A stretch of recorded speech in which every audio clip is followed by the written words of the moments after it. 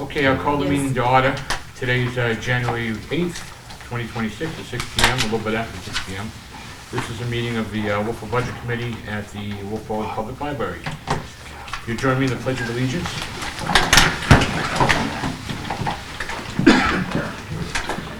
Here's my notice. Yikes. All right, okay. Thank you, Bob. I pledge allegiance to the flag of the United States of America and to the republic for which it stands, one nation, under God, indivisible, with liberty and justice for all. Thank you, everyone.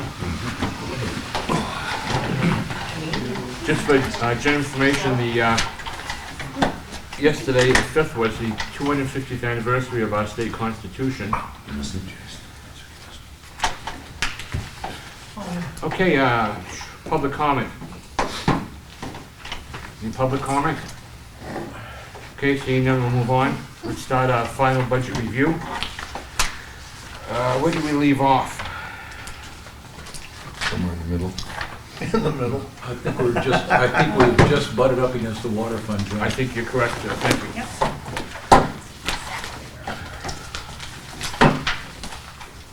Okay, any comments or concerns to the water fund?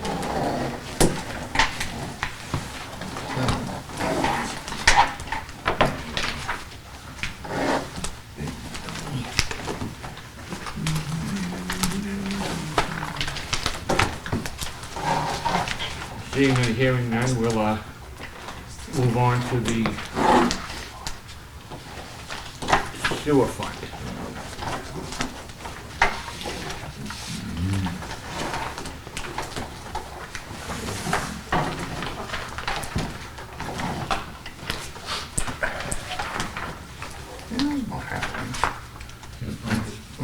Just as a kind reminder, both the water fund and the sewer fund are also supported by the users. We just put the money up front to purchase to maintain it, and to, as the bills come in, that money's used to pay off the. It's a revenue stream for the town, for the department. Anything on the sewer fund? Move on to administration. This is the Public Works Administration. What is that?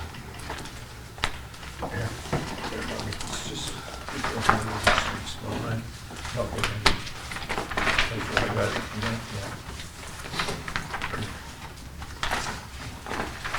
Yeah. Anything on the Public Works Administration side? Question. Yes, sir. Just a question. Jim, have we, or Sam, I guess, have we done the split with the... We have, yes. Okay, so the new, I guess my other question is, when are we gonna get the adjusted budget? When's that gonna happen? Well, I would assume that you will finish tonight, Well, yeah. and upon finishing, we will get you an updated budget Oh, okay. for review. So the hopes are Monday night you will have the complete updated numbers, Okay, thank you. because you made cuts the other night. Right. I anticipate that you might make some more cuts tonight or increases tonight. Okay, thanks. Any concerns with administration in the Highway Department? Seeing none, we'll move on to our streets and highways.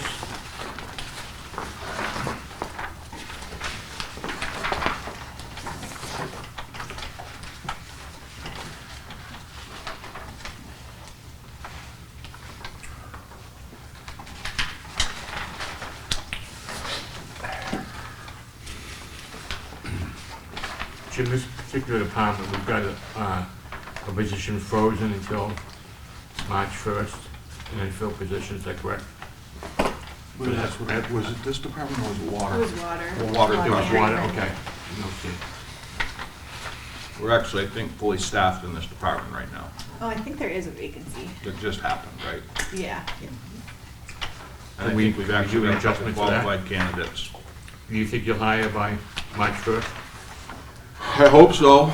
I think we've got one applicant that appears to be qualified already, so We'd like to get them on so that they can get a season of plowing under their belt. Okay, thank you. Okay, anything else in highways and streets? Let's move on to garage.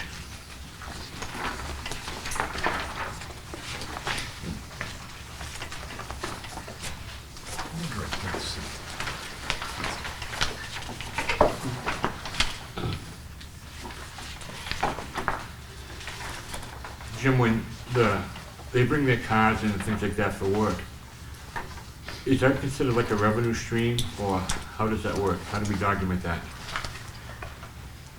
So the mechanic documents everything he does in the software that he has for the town vehicles. If it is a minor repair, he absorbs it within his own budget. Okay. If it is a major repair, such as tires, something like that, he will get it, the purchase order for the tires will go through the department that it applies to and go from there. Some of the other strange items like oil changes, etc., that runs through that revolving fund that is balanced every year, reviewed by the auditors, and the department is charged for that, so it's basically a interfund transfer that's billed. Okay, thank you. It's not a revenue center.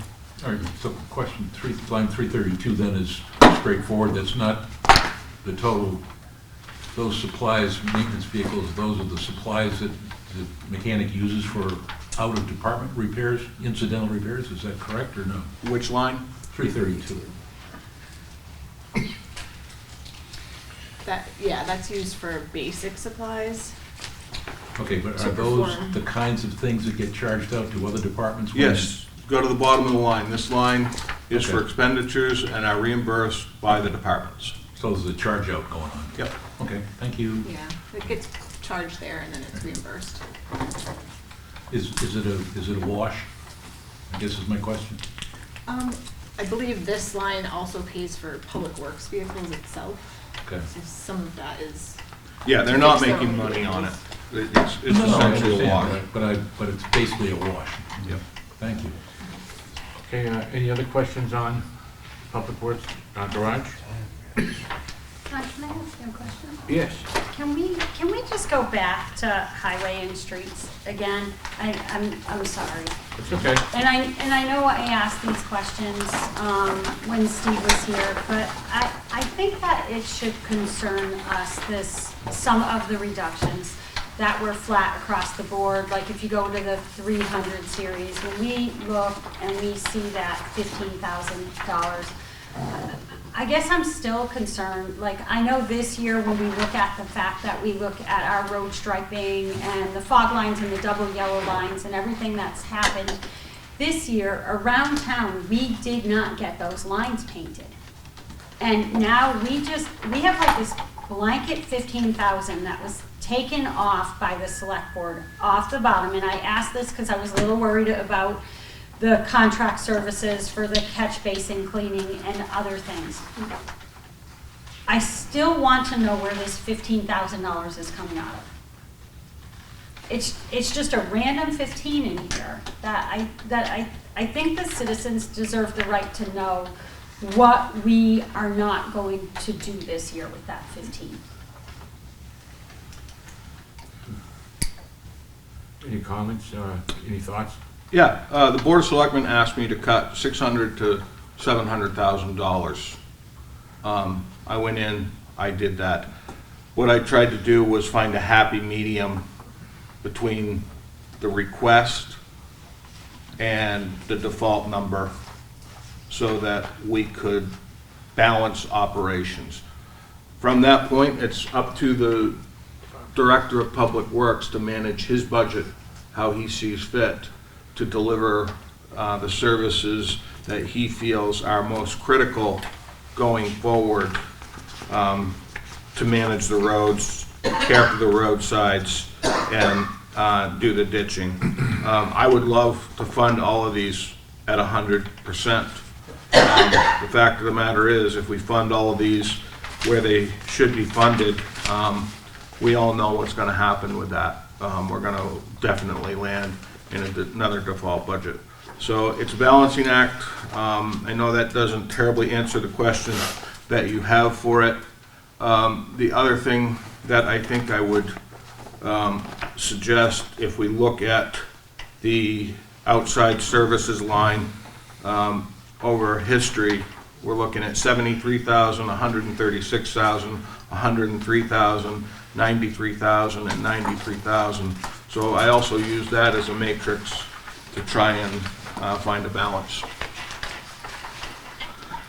Okay, any other So, questions? Yeah. I guess my question off that, John, and the rest of the board here is, I feel like part of what we're doing here tonight and what we were doing here the other night is we have to choose what really matters to our town and where we can afford things and where we can move money sort of from to almost in this budget a little bit.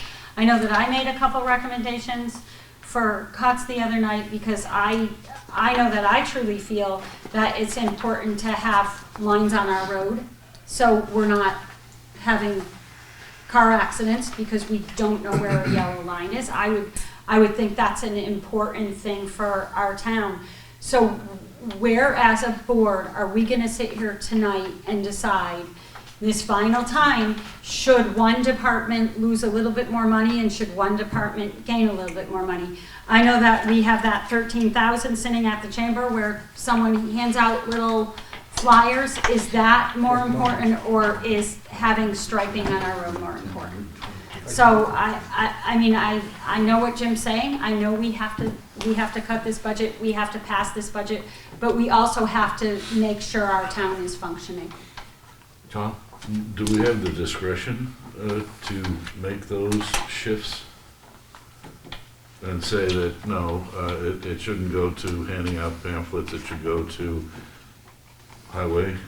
Or is this what we're... You can do whatever you want with a motion, but the bottom line is we set the final figure, and the town manager and the department head can spend that money any way they want, as long as it doesn't go over that final number. Is that a correct statement, Jim? I think that's a fair statement. The one caveat I would say to that is there is a process to do that, and that process is through line item transfers, and the Board of Selectmen are the ones who would approve line item transfers from department to department within the same fund. John? Yes. I think the only thing you probably can't fiddle with is the actual dollar amount of the administrative allocation. That's a formula-driven thing. I think everything else, you can do whatever you want, but Jim is exactly right. That'll come to us as proposed line item transfers of whatever has to happen. But I think the administrative allocation, that's a hands-off. Okay, are we all set up? I'm sorry? Yes. Line 380 has got 15 items in it, 14 items in it. We're talking $15,000, $1,000 per item. I think we're tilting at windmills.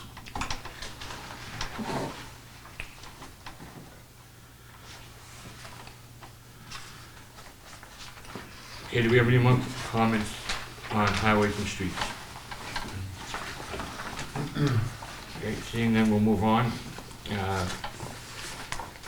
Finish up garage. Going to buildings and grounds, DPW.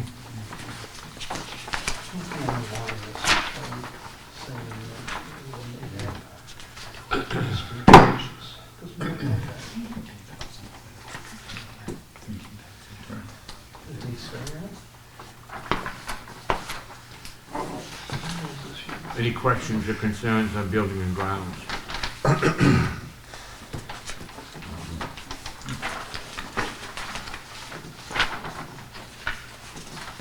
Seeing them, we'll move on.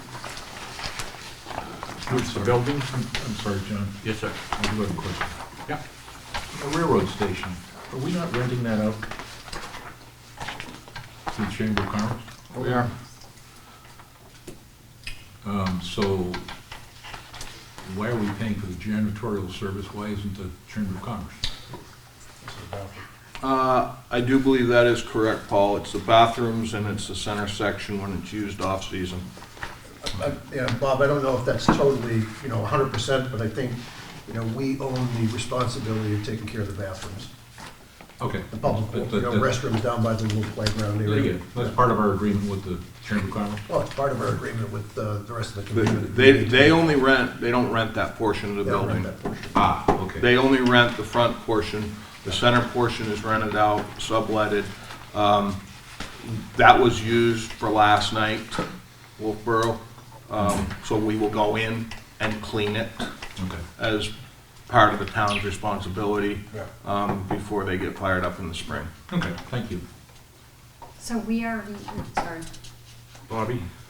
so we also pay 50% of the taxes for that building also. Is that in this? I don't know. I would have to pull the contract. I don't remember what it says. I just got it today. I'm starting to The read new it, one? so.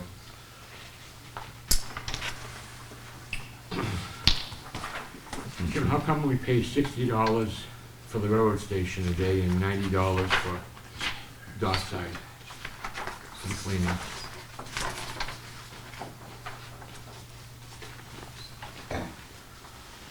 I'm gonna guess more cleaning. I think they do go to dockside twice a day. Twice a day, okay. I think. But I'm not 100% sure. Might also be a little bigger. The bathrooms are bigger? I think so. Yeah.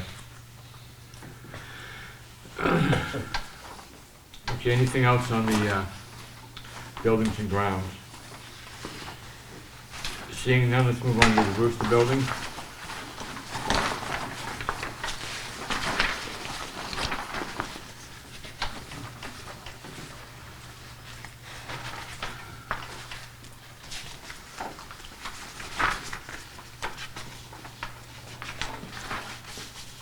Taking out the 5,000 for the outside services, would they cut it back to once a week or twice a week, or? No, we actually got a different contract. Okay, We put it out to bid and we got a contractor who was able to come in at a less cost.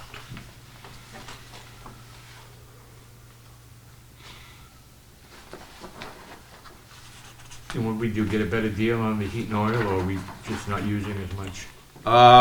So we've had a pretty mild couple of winters. We have not been utilizing as much product. So I think that, and we did get a good purchase price this year as well. Okay. That's Thank all you. formula driven.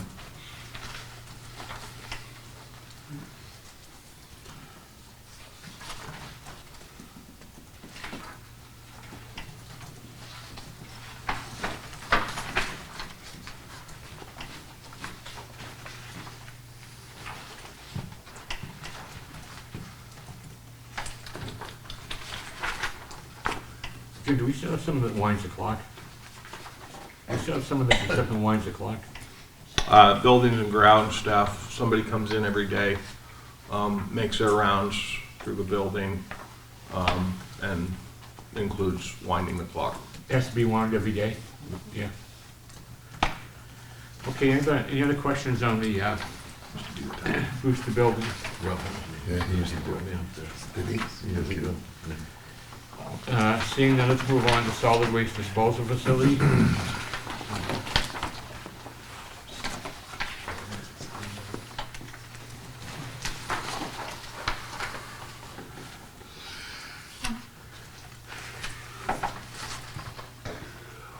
Bobby, sorry. Can you just explain again their rentals and leases one more time to us for the 440?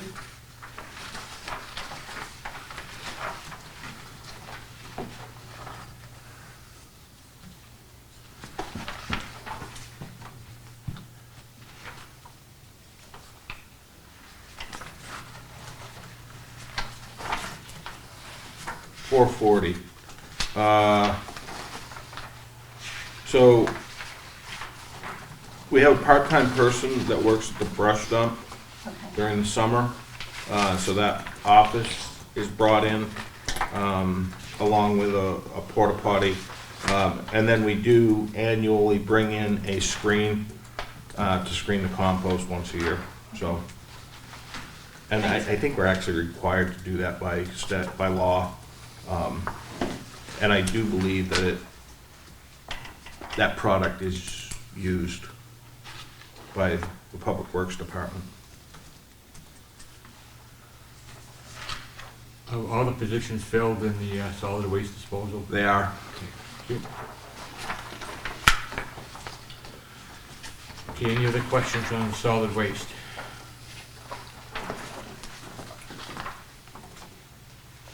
I would just add, there is a significant reduction, as you'll see, in the household hazardous waste. We've partnered up with Lakes Region Planning Commission. We are not doing the same number of collections in the town of Wolfeboro that we have done traditionally. We're doing one in Wolfeboro, but any of the other ones around the lake being hosted by Lakes Region Planning Commission is being opened up to Wolfeboro residents to be able to go to. Sarah ran an outstanding program up there with her passing. The Board of Selectmen for Wolfeboro, the Board of Selectmen with Alton decided to dissolve the intermunicipal agreement, and we contracted with Lakes Region Planning Commission for those services going forward. So someone from Alton can come here and someone from Wolfboro can go to Alton, or is it just? Any one of the facilities, I don't know if Alton is in with Lakes Regions or not, but any one of the events being hosted by Lakes Region Planning Commission, anybody from Wolfeboro can go to. And those are usually put up, posted in the March, April timeframe. How many do So- you anticipate to be held here in Wolfboro? I think they hold 6. 6, okay, thank you. If I remember correctly. So once that schedule is set, we will have it available. Okay, thanks. Question, Yes, sir. just want a definition. On outside services, line 380, MSW, what does that mean? Something solid waste, I'm assuming. Municipal, Line 380 on the solid waste disposal. municipal. MSW, what does that mean? I'm assuming the last two initials are solid waste. I just wonder what are the tipping fees? Municipal? Municipal. It's just for my own edification. If you know what it is, fine. If you don't, that's okay, fine. It's a good question. I just wonder if it's a company name or if it's just some term. But no It's big not, I don't believe it's a company name. Okay, no big deal. Could it be municipal solid waste division? Okay, all right, whatever. Could be. All right, it's no big deal. I'll get the answer. I'm just curious. Thank you, Jim. We all set here? Yep. Okay, let's move on. Do the electric fund. I have only one comment. Yes, sir. The only reason I brought that up is because I have the Department of Public Works as the budget presentation. I want to be sure of my facts. Well, we'll be sure to ask you. Well, can I ask you that question? Just in case some fool asks me, what does MSW mean? You'll say NFW. Google is saying it's municipal solid Put waste. paper in the crowd. Okay, sorry. On we go. Okay, let's move on to the municipal electric fund. Again, this is a fund that we put the money up and then we resell the public, resell electricity to the public, which generates the revenue. Any questions on the, we've got personal administration?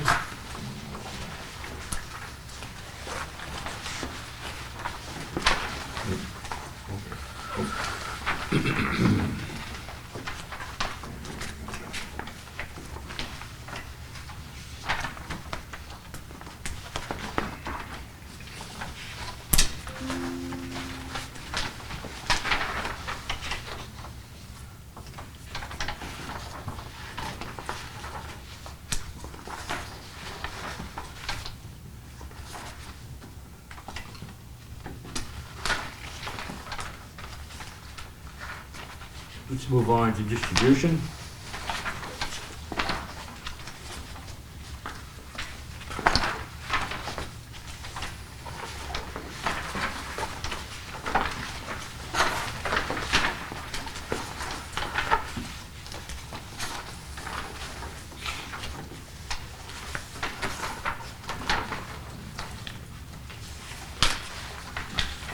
All set in distribution, let's move on to generation.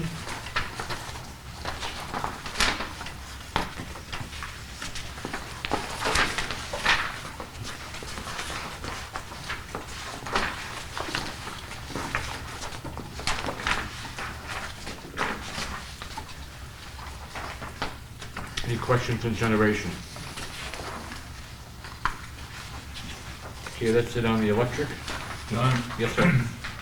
I have one question on the electric that really has nothing to do with this budget. I was wondering if any negotiation has been started yet. It's on in that. process. Thank you. Yeah, we engaged, sorry I cut Bob off. He's looking for information about a renewal contract for our purchase power agreement that expires December 31, 2026, I believe it is. That is in process. We have been able to secure our regular consultant and legal team for that. Barry was able to absorb that as part of his 2025 budget appropriation. So I think we're actually getting down to kind of brass tacks right now with it. Thank you. Those are 5-year. Traditionally, they're 5 years. Hard to believe it's been that long. Yeah. Okay, guess we're all set on the electric department. Let's move on to the general fund. Did you want to touch on the 2 capital outlays at all, John, in the electric fund at all? We have a couple of them. There are 2 of them in there. The first one is some work at the Armory building, some cleaning of the brick, some repointing, replacement of windows, and an awning, all estimated right now. They have the quotes in here. I believe it's $90,000 for that. And it's all built within his rates. There's no cost to the taxpayer No, on okay. it. Looks like 80. It's 80. Eighty. Can I just clarify? The awnings aren't 90,000, the awnings are 3,000. The whole project. The whole project's 90, just because The if whole someone project. hears we're paying 90. The whole project is The awnings are 90,000, or 80,000, excuse me. And then the second one is the engineering for the submarine cable, which would go out to the islands. They're contemplating trying to put that in at a different location. That one is 90,000. John, Yes, sir. would that different location be from the end of Clark Road? Would be. The map is in there, Bob. Oh, thank you. If you want to, I think it's page 4 of the, that capital outlay. It shows a perspective map. So he went 12 kV all the way down to the end then, so we're good to go on that, right? Okay.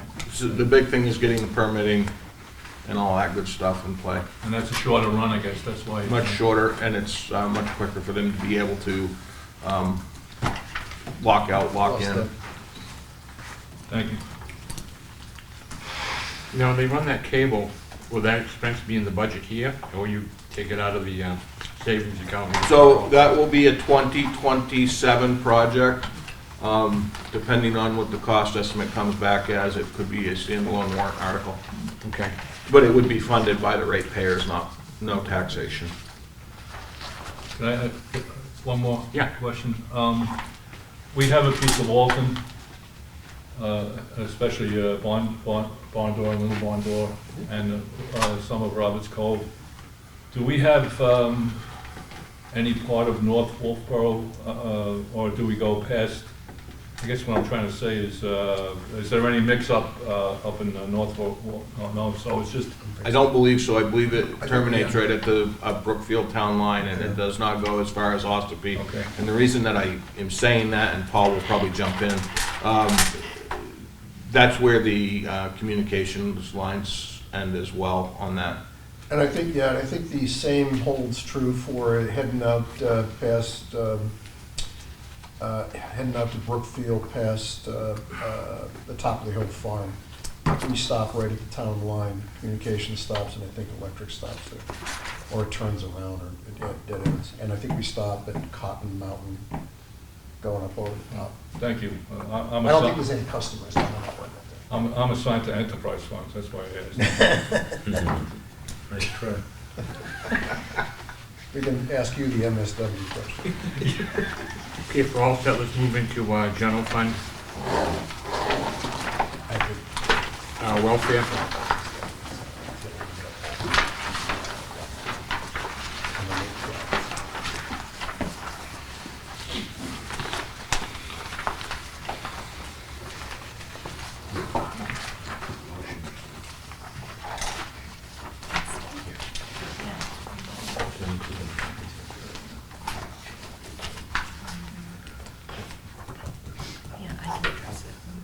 Okay. Yeah, I'm gonna do that before we go to general government. Oh, right now. I just want to, Justin had a motion that he sent to Leanne, and I wanted to have her read it to you. Based on the email from Chief Zotti regarding the CPR classes, Justin stated that he would like to amend his original motion regarding increasing professional development for several budgets in the general government budgets and several in the public works and municipal electric department. He would like to adjust those figures to $8 per town employee within each department To go through the training. to attend the training. Well, I'll second the motion to, You'd Well, have, we have to can't, first. you have You have to, to he's do not the first present. oh, so Yeah. I'll make the motion. okay, is there a second? Second. Any discussion? I'd like Bobby? to just, based on the email, did everybody read the email? Mhm. I mean, based on the email, do we not feel that maybe each department already has that $8 in there? It's not worth the time that it's gonna take to reprogram the budget. That's my question. So I understand what he's doing, and I Yeah. appreciate it, but please don't do this. Yeah. So that was gonna be my next question. More than $8 per I mean, person to reprogram the That- budget. that was gonna be my question. Does this turn into a Costs logistical $150 to nightmare where reprogram we're that. paying an employee more money So- to create than, okay. thanks. Yes, you are.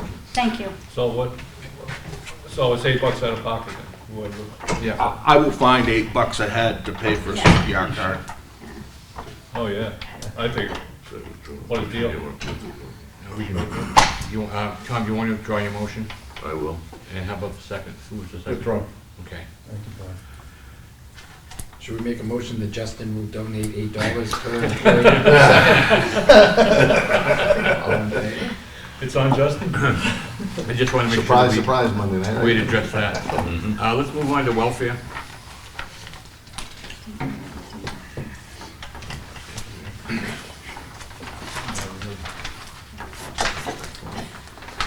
Questions on the welfare budget? I got to just say, this is an amazing function.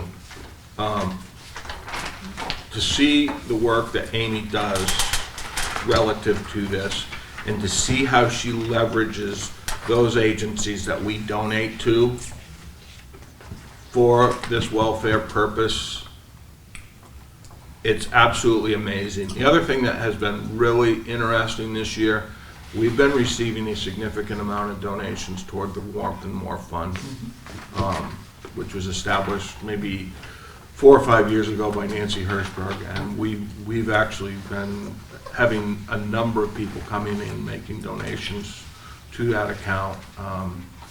which is good because, you know, it's turning out to be a unfriendly winter as far as heating costs are concerned. So thank you to the people out there who continue to donate to that. Thank you to Amy for managing this so well and leveraging those agencies.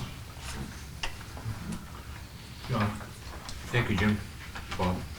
On 845 direct assistant rent, John, I think we ask about this every year. And 2023 actuals, which was before we didn't get a budget, was 83,498. And now we're down to 44,023. I believe. Oh, that's an actual. What, excuse me, on 845, what is the real number?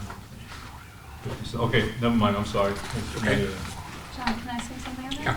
So that direct, just so people know, the direct assist rent, we get money back from that. When we give people funds, they do pay back. And I know that Amy has said that we've already, just off of what she's lent out, she's gotten 3,000 back already when she was in here talking to us. So I think it's important for people to know that people do pay the town back.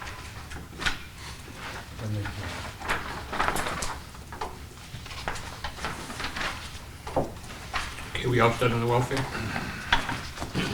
Let's move into executive.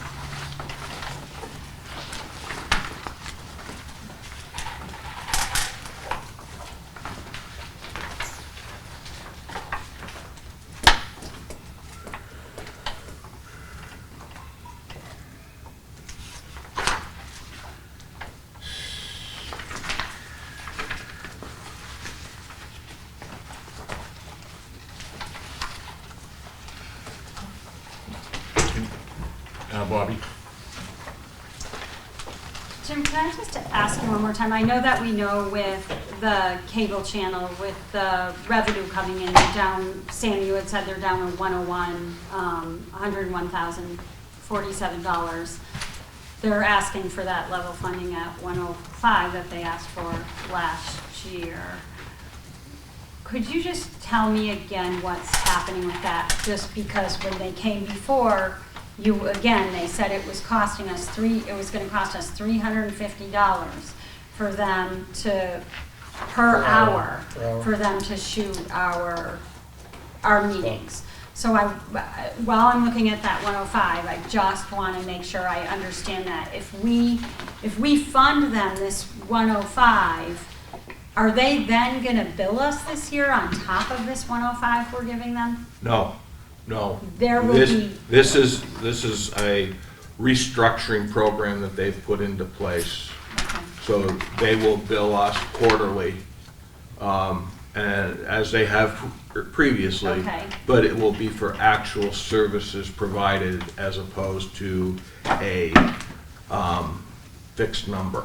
Okay, so this 105 isn't technically the number we're looking at, or? It's gonna be one of those learning curves over the next year to have a better understanding of what this is gonna cost us going forward. So, just like anything else, if for some reason we utilize Wolfeboro Community Television to $93,000 and we collect $103,000 in revenues, that's going to go to the general fund. However, if we overexpend, then we got to have conversations about line item transfers to figure out how to fund them completely or shut it off. How many, what's 360, is that what you said, Bob? Say that again. 360 an hour, is that what you said? When they came before the 350. select board, they said $350 Yeah. an hour. And I know 2 years ago when I calculated it out for how many things we did, they were at $243 per And their hour. original proposal, when they came and saw me, they were at like 560.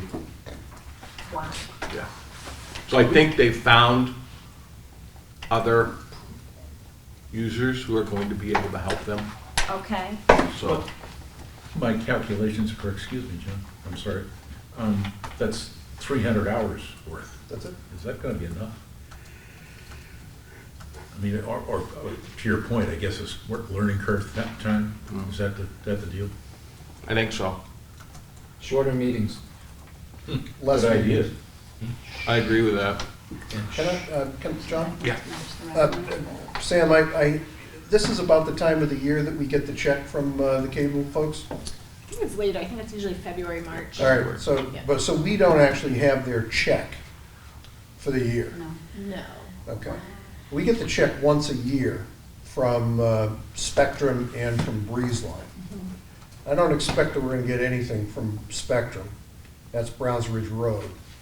Because many of them hopped on the New Hampshire Electric Co-op. So this 105, if I understand correctly, this 105 is not, we're waiting for the check to come in from Breezeline.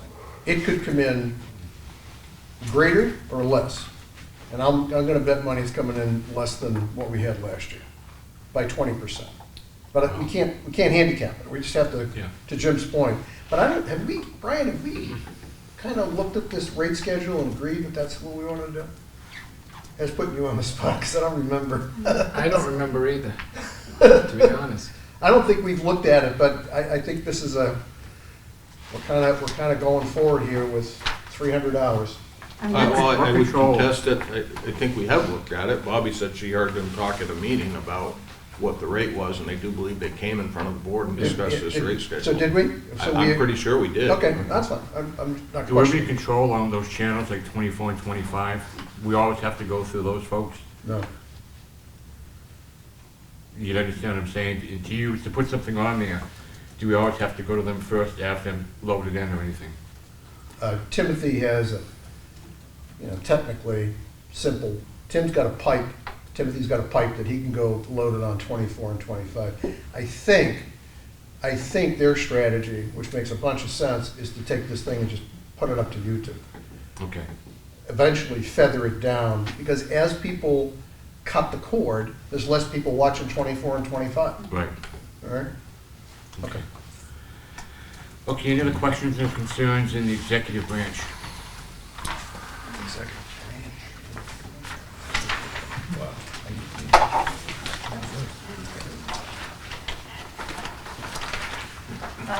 Wait, that's one sign, I want to cut. Yeah, where is it? What line item is it? The 15, 7, 21. So that would be 41,301. I'd like to cut the $13,675 from the chamber.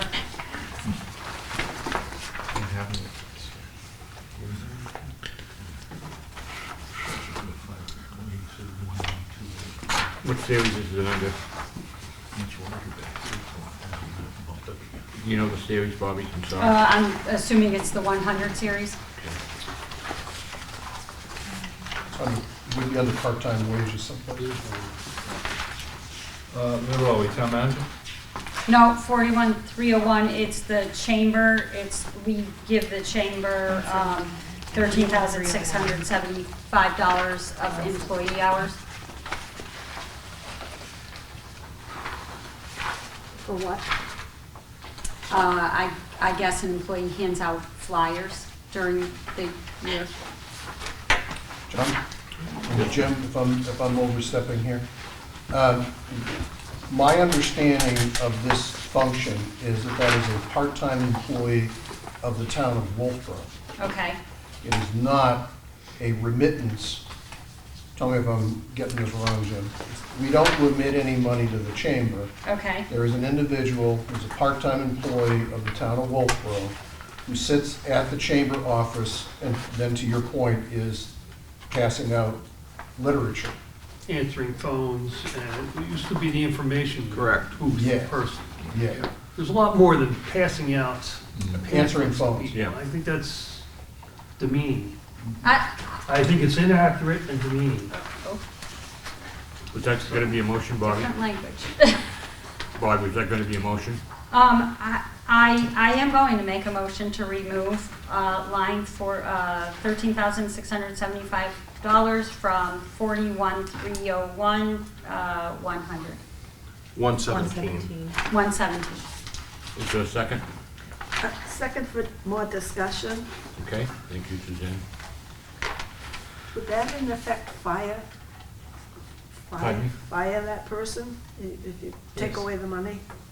I don't, Jim, is that fine? We're just not gonna bring it back? There's no position anymore. So if it's not funded, it is essentially eliminating the position unless I'm directed to find the money elsewhere to create a line item transfer to keep that position in place. But yes, this would essentially be eliminating that position. Can I ask a question? Yes. How many open positions do we have that this person could help go into, maybe in the collections department and in other administrative departments in town where we need an employee? I think we're at 9 vacant positions right now total, I think is the number. I know that my interactions with the person have been because I happen to be the host manager for the EV chargers. When someone has an issue with the EV chargers, a lot of times they walk right to the Chambers building and then they call me, the Chamber does, to tell me that there is an issue, that they can't figure out how to use the chargers or something. I jump in my car, drive down and get people off and running with their charging. Probably maybe 5 or 6 times a summer is what I have to do. So that's the interaction I've had with that individual. That's the only interaction. But they go into the Chamber of Commerce? Yeah, That and gets our she's building? usually the one that's at the desk that Is that the desk? takes care of that with me. She calls and says, we have someone here, and it's generally it's human error. I bet. And I go down and I straighten it out. Operator error. Yes, operator error. So this goes back to my original question. When we had a conversation about this, we were talking about the fact that our dock hands were more of our information booth now, where we're paying the 3 employees together, and I'm not against dock hands, I just want to talk about this and what our priorities are in this town. If we're talking about we want this budget to pass, and we have to look at these things and make hard decisions, yes, this is a person, but we have 9 open spots that this person can help fill in our town. Are we really getting rid of a person? If we are constantly saying potential people or people, we have 9 spots that this person can fill in. I mean, if we're going to talk about money, we have an IT position. I would rather move this position to the IT position, and maybe this person can help create calendars or whatever else if we want to do that. But we're talking about it, and I know, Bob, it's small potatoes in the big picture. But when we constantly say 100 times, it's small potatoes, well, guess what? Those small potatoes are adding up.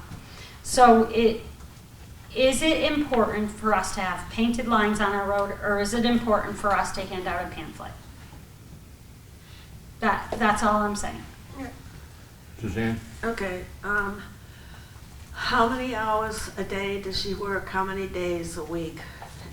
17, Looks like 17 hours a week. 39 weeks. 17 hours a week. And what, do we know what those hours are? I don't. I think it's usually 10 to 3 or 4 days a week. It's easy to Google. What, excuse me, John, Yes, sir. just what we would be saying is that that position or her function, I'm assuming it's a her, is not necessary to the town. Not that she, I mean, if she wanted to do or fill another part-time position, I mean, she could have applied for that. But what we're questioning here is, is her function needed? Is the job And I needed? still have an issue with, Not a passing person. out pamphlets. It's not passing out pamphlets. I suspect, I believe she answers the phone.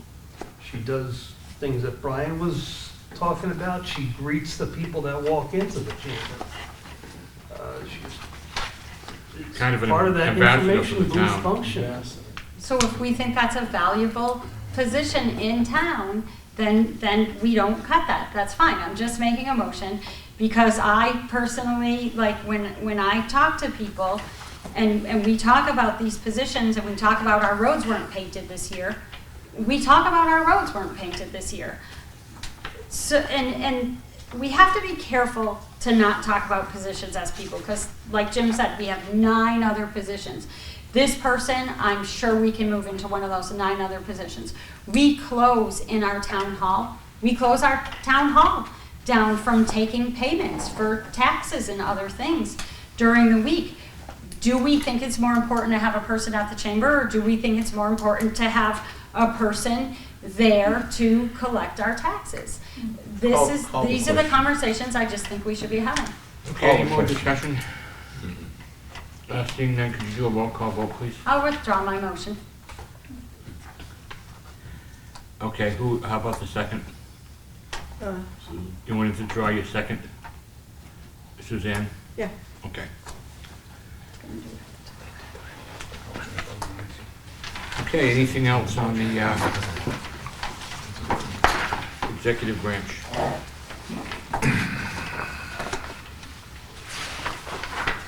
Okay, let's move on to the town manager.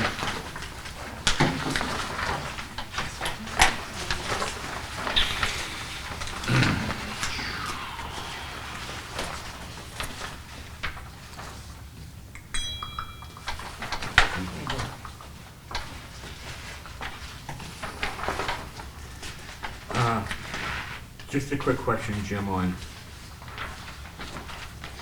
your executive assistant. How does that come in with the welfare? How does that all intertwine or whatever? Yeah, so she's paid 35 hours a week out of this budget and 5 hours a week out of the welfare budget Okay. for 40 hours. Okay, thank you. I assume at the same rate, correct? Same rate, yep. Yep, we can't pay her 2 different rates based on the similarities of those duties. Okay. Any questions? I have a question. Yes, sir. I hear what you said, Jim, and I'm looking at the detail of clerical salaries, and I'm looking at 3 different rates. Yep. So there's actually 2 different rates, right? Oh, I'm sorry, 2 different rates, yes. So the first 13 weeks are calculated prior to the raise. Ah, okay. She gets a raise at the 13th week, so we calculate the next 13 weeks because that's when health care and retirement system changes. So then we have the final 26 weeks. Gotcha, thank you. Anything else in the town manager's Yes, budget? please. Yes, Bobby? I just have a quick question about when we look at your budget, and I'm just curious, when I look at the backup, is that removing the assistant town manager as part of showing the negative here? Or was that already out of it before you did your calculations? So with the default budget that was removed, it was in the proposed budget last year. You'll see the year-to-date expenses are a little higher because her wages were taken from there. However, going forward into 2026, there is no function budgeted for an assistant town manager. Okay, so some of the numbers are in there. That was my question. Thank you. They are for the Okay. 2025 proposed, Okay, and the expenses show some of her wages through her retirement in August. okay, thank you. You all set, town manager? Yep. Move on to the town clerk.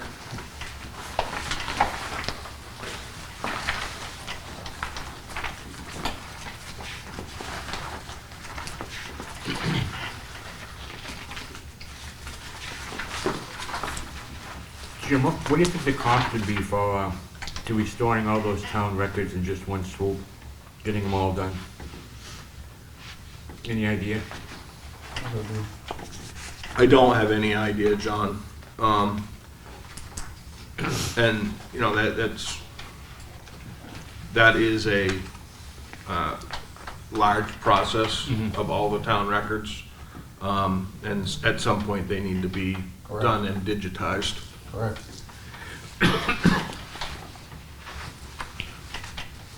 Question. Yes, sir. Line 300, am I correct in remembering something about us changing the election number to 28,900? Mhm. Yes, That's correct. I thought we'd done that. Yeah. we did. Yeah. Okay. Wanted to be sure. I had some Yep. notes here. I just wanted to make sure I wasn't. And that's because there's 5. Right. Okay, thank you.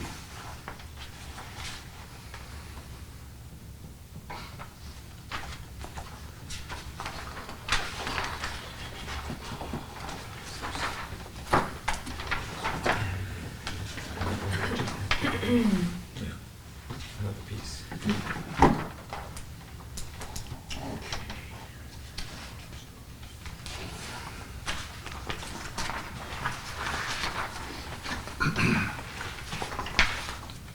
Town clerk assistant, how long has that employee been here?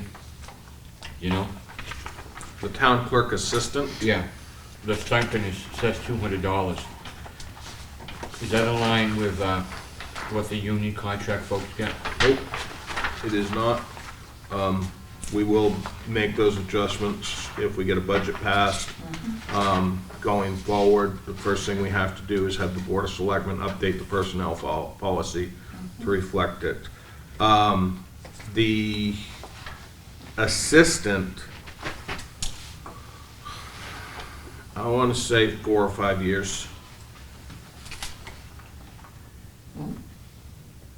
So we don't need to add any money to bring that into, you'll have the money to cover those? If we are able to pass a budget, Fund it.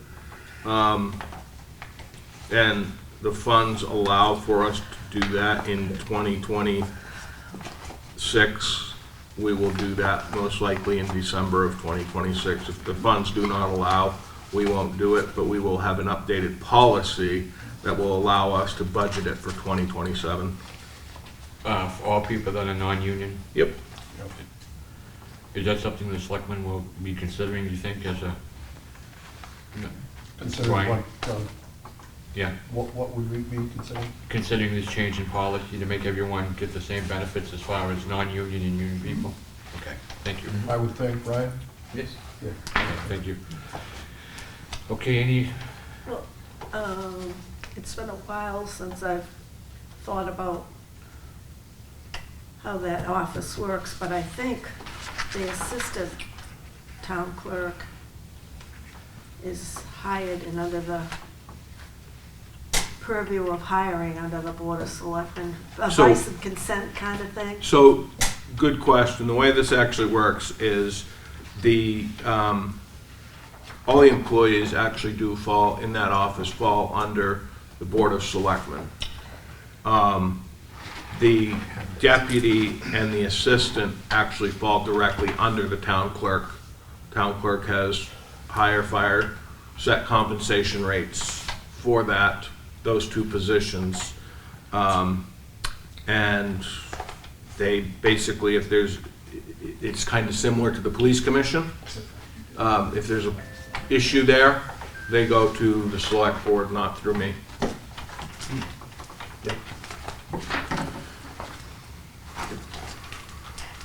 any other questions or concerns with the town clerk budget? Okay, seeing none, let's move on. Let's go to assessing.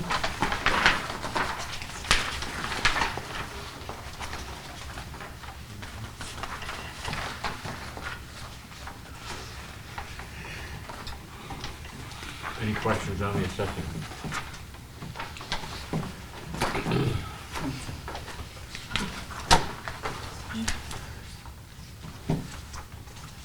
Okay, let's move on to the tax collector.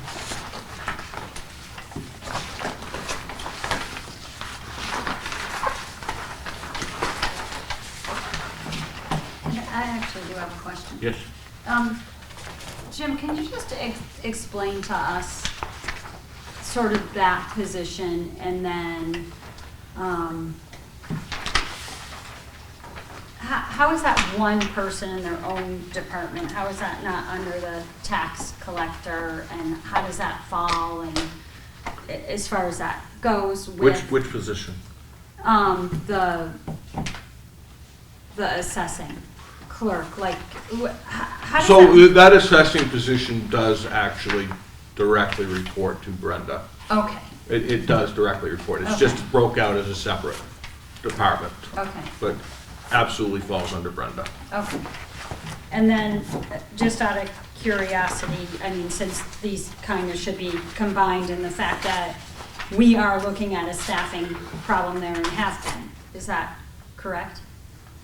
Within that, is that where we're having an So issue?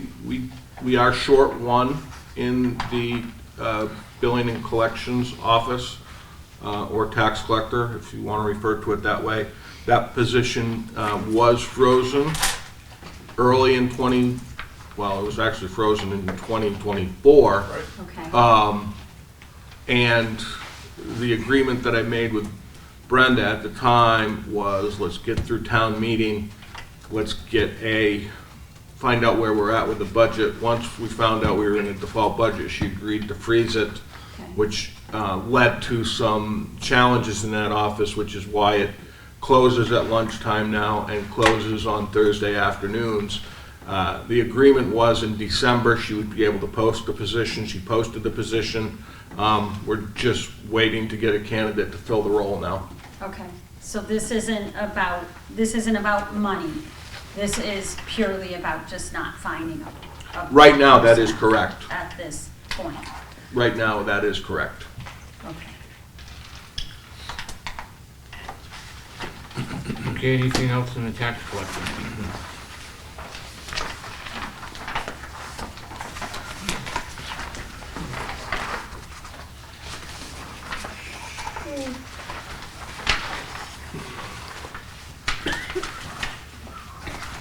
Okay, let's move on to personnel administration.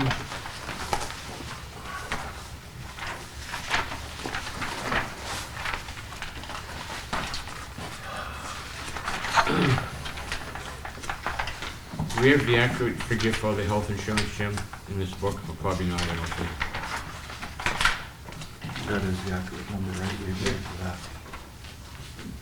We think we can. Yeah, yes, this is the accurate number. What would it be, just to make sure I've got it? I've got 2,656,000. For line 210, Yes. 2656,090, Jim? correct. Okay? Now, has that got that 10%? Yeah, so the other thing that's happening, yes, this has got the build into it. You know, we ran through this with the staff, and we feel that we can manage this issue through the year with this amount. Okay. It's apart from that special thing we did. Yeah, the special assessment is not part of this whatsoever. Okay, thank you. Sam, the increase for this year is 24.9. Correct. 24.9, roughly speaking. But it's better. Originally, they were thinking it was about 26.7. So it's only 24.9 now. 24.9%. Sorry, John, Sam does have an updated number. It's Yeah, not- because we had taken 2 months' salary one from the police and one from water. Yeah. So with that was 2 months' worth of health. So Okay. after those adjustments were made, it's 2,632,346. 336. Say again, please. 2,632,346. And what would the bottom number be altogether, Sam? Do you have it for everything? For all of personnel administration, 2,929,800. Thanks, Sam. Thank you. So that would include the enterprise fund? This is just general fund. Okay. Can I ask a question? Okay, so the So- only change is in the insurance line. That's it. I'm sorry? The only changes in the health insurance line. Okay. No, there should have been a small change to dental as well, There it is. and life and disability. Oh, okay. When we took 2 months, I took it all across. Bobby, do you have a question? Yeah, just when you just said that's only the general fund, so when we're looking at the enterprise funds, those dollars are being allocated even like at POP and the SOAR fund, and their health insurance and stuff is going into those enterprise funds? Correct. So when you look at their enterprise funds, you'll see that they have a tab called Personnel Administration. That's their healthcare, workers' comp, disability, dental. They're supposed to be profit and loss centers. Yep. They pay their bills.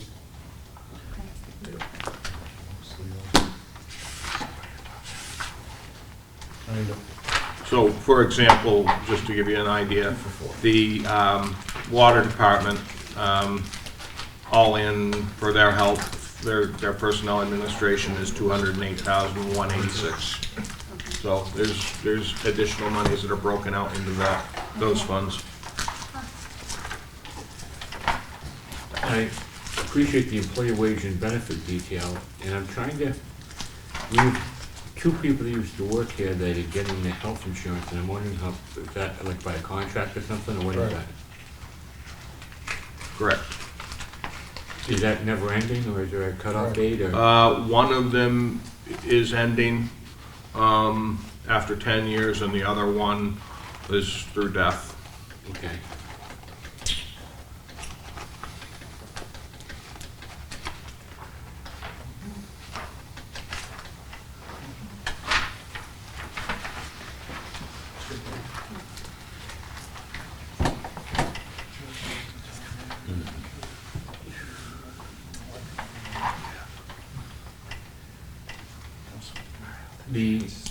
The yellow, those indicate, are those all open positions, Jim, the highlighted They are. yellow?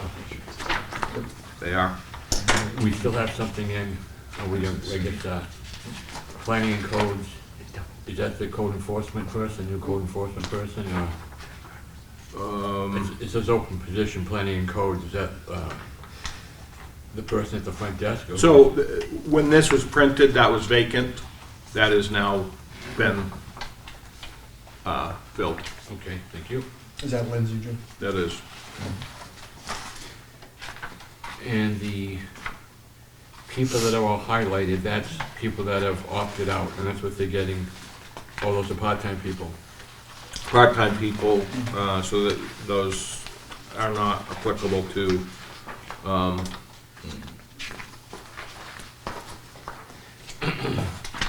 I don't even know what I'm trying to say, health insurance, thank you. Yeah, they don't get the benefits.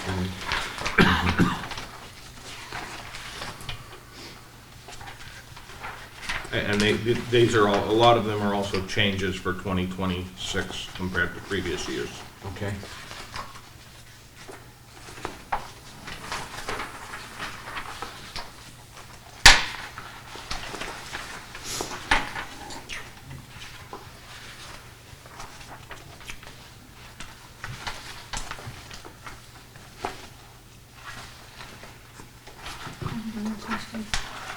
I'm sorry, Bobby, go ahead. Just with the ambulance warrant article that goes through, what are we looking at as part of those funds that's part of this health insurance? So you will see the people that were hired this year are accounted for in this budget. Okay. On page 7. The new hires for 2026 are calculated in the warrant article. So that's in there already. That'll be in the warrant. And they are calculated at the family plans. So if we are able to hire people who are not in the not a family, or not taking the health insurance, we'll have some favorability there. And that will roll into this budget effective July. So, you know, that's how we plan on managing some of this, is turnover, change in plans, et cetera. Okay. What's the standard rate for opt-out? Is there a standard rate? I think it's $4,500 a year. Okay. No matter if you're making $18 an hour or Correct. 35, okay? Thank you. Okay, any other questions? Personal administration. Okay, let's move on to miscellaneous expenses.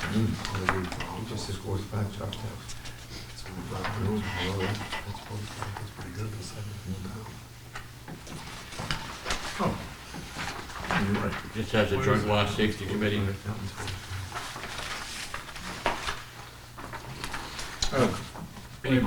Brings up a question, and I guess I'm curious about it. The health opt-out, $4,500. I see a couple of health opt-outs that aren't $4,500. Some are 2,500, That's non-union. that's non-union, and, oh, so non-union is not It's 4,500. 2,500. What about, where was that one, Tom Zotti's? Yeah, so those people, there are 4 or 5 that are under a legacy program from a long time ago. Okay, so it was based on a percentage or something? Yeah, it was a much higher number, as you alluded to, almost $9,000 Yep. as an opt-out. Okay. Thank you. Or, thank you, whatever. Thank you. Thank you, everybody.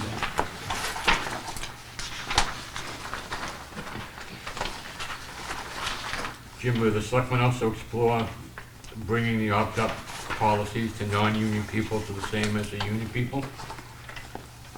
I would assume if we are able to pass a budget, that would be definitely a conversation. It's been 2 years since we've adopted the personnel policy, so it's due for a refresh.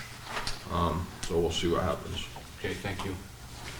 And I would just note, these are items that we could have discretion to not issue if we land another default budget. We do have that latitude in the contracts. So, don't want to go there, but Right. I don't wanna go there. But the people, if we have a default budget, the people that suffer the most, the employees, are the non-union people. yeah, so I would sit here with a great deal of confidence and say that if we land a default budget, there will be no raises issued to non-union personnel this year whatsoever. People in the collective bargaining units will get their raises, but those people in the collective bargaining units, we may take that discretion because of default budget and say we can't fund it. We Okay. can't fund your uniform policy, we can't fund this, we can't fund that. Those are things that will be real conversations if that were to happen. Thank you, Jim. Okay. Health officer?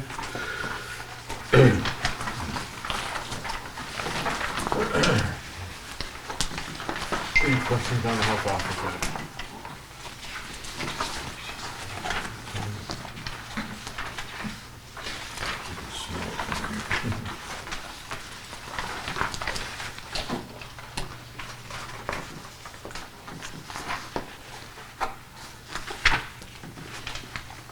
Okay, we'll move on. Yeah. We'll go to debt service. Jim, if you can just give a little quick synopsis of what the debt service is for the folks that are hopefully watching. Yeah, so debt service is essentially a loan which is taken by the town. In order for the town to secure a loan, there's a pretty lengthy process that has to be gone through. That process starts out with a bond hearing, independent from the public hearings for the budgets. That independent bond hearing, when we go through it, it's a legal requirement, duly noticed. We go through, we present the project, we present the costs of the project, we present the amortization schedule of the proposed debt, whether it's a 5, 10, or 20-year note. That lays out, we get that information from the New Hampshire Bond Bank. That lays out principal payments annually. That lays out interest payments annually. And from that point, it's put on the warrant. The Budget Committee, the Board of Selectmen have to vote to approve it or not, or recommend or not. And then it goes to the deliberative session. These bond items are usually the first item on the warrant. They come before the operating budget statutorily, and the project is again presented at the deliberative session. At the deliberative session on the floor, there can be adjustments made to the anticipated costs, as long as it is a rational and well-explained number. From that point, it goes on to the warrant, and it has to pass by a 3/5 majority. Once that is passed, traditionally, what we have been able to do is that year that the bond takes place, we traditionally do not have a payment that first year. That payment usually comes in the following year. We have broken a couple of these bonds out, such as the public safety building. We broke them out into 2 separate issuances, which worked out well for us because we were able to secure very attractive interest rates for that. And then we begin the bond payment. When we make the bond payments, the interest payments, we cannot pay this stuff off sooner. The schedule is set. We also cannot refinance if we're through the New Hampshire Bond Bank. However, what the New Hampshire Bond Bank does is they keep an eye on the interest rates, and if they have an opportunity to renegotiate a note, they will do that, and we could, as a result of that, see a reduction in the interest payments. And we've experienced that a couple times when the interest rates really bottomed out. And that's the gist of the process. And then that is put into the debt schedule. We maintain multiple debt schedules. We maintain a debt schedule for the general fund, which is paid for by taxation. We maintain a debt schedule for the sewer fund, which when we put a bond note out to the voters for the sewer fund, we do advertise it that it has a tax rate impact. That's why the next page that you see in this is the sewer fund transfer. It's an inter-fund transfer that's paid for by taxation to offset those capital costs.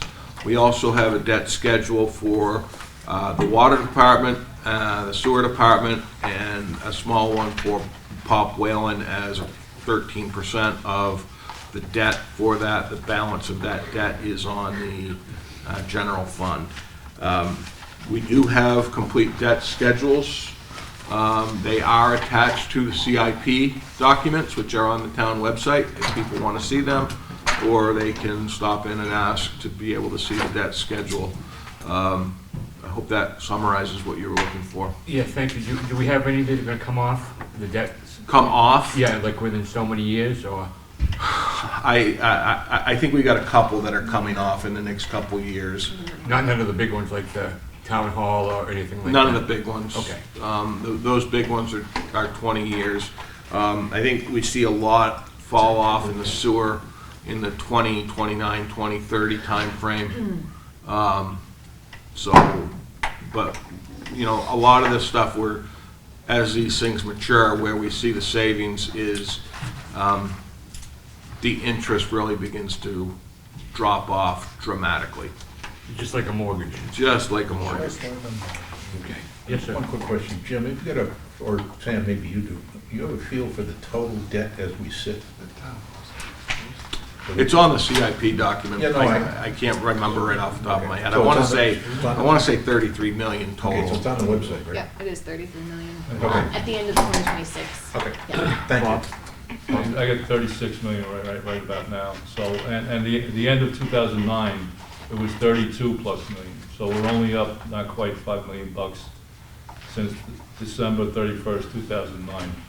That's how good we did with capital reserve accounts and cash spending and letting debt service drop off. And the value of our town has gone way up. Well, The I tax don't know amount. what that has to do with debt service, but that's obvious. But if I can, just a couple more minutes, John. Paul and I, John Burt, and you. Oh, what's his name over there? John McDonald. We used to have a discussion almost every year about what percentage of the general fund goes to debt service. And way back when, in the CIP committee, we decided, or we actually started out at 20% would be the threshold. We couldn't go over 20%, and then we lowered it. Paul had John Burt look into it. John Burt could only find any detailed work on that from the city of Dover, and they said it should be no more than 10%. And a gentleman, well, I won't get into that, and Paul said, well, we should get down to 10%, and I said, well, we were at 12% since I started doing this, so I don't think we're going to drop down to 10%. So we set the threshold at 15%. Should be no debt service in the general fund should be no higher than 15%. And for years it was running at 12%. So if these numbers are correct, on the 900 series, on debt service principal, I have 1,521,833, and for interest, I have 891,357. Those numbers drive with what you have. Now, with the sewer, now the sewer fund transfer is the debt service out of the sewer fund, and right now I have 575,315. Is that what you guys have? I think I have it up. I think that's what I have. Okay. Well, that looks pretty good. So I added that up, and I come in with somewhere between 14 and 15% of the general fund. So we're right where we had hoped we would ceiling out. And I did notice on the CIP report going forward, there's very little debt service in the next few years coming up. And then as debt service drops off, 28, 29, that's when, well, we have a big one in the wastewater treatment plant.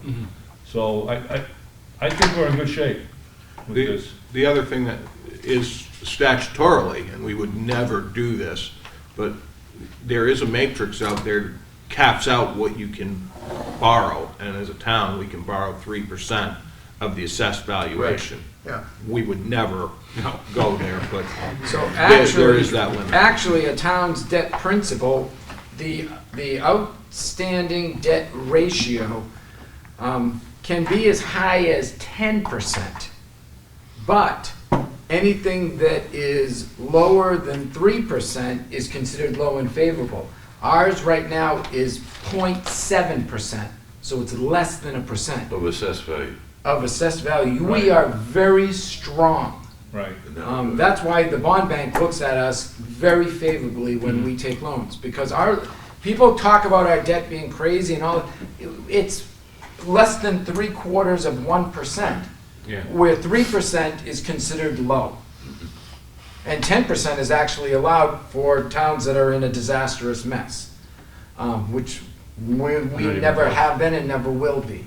So that's a matrix or metric that people should understand, that financially, we could borrow a lot more money than we do, but we don't. Right.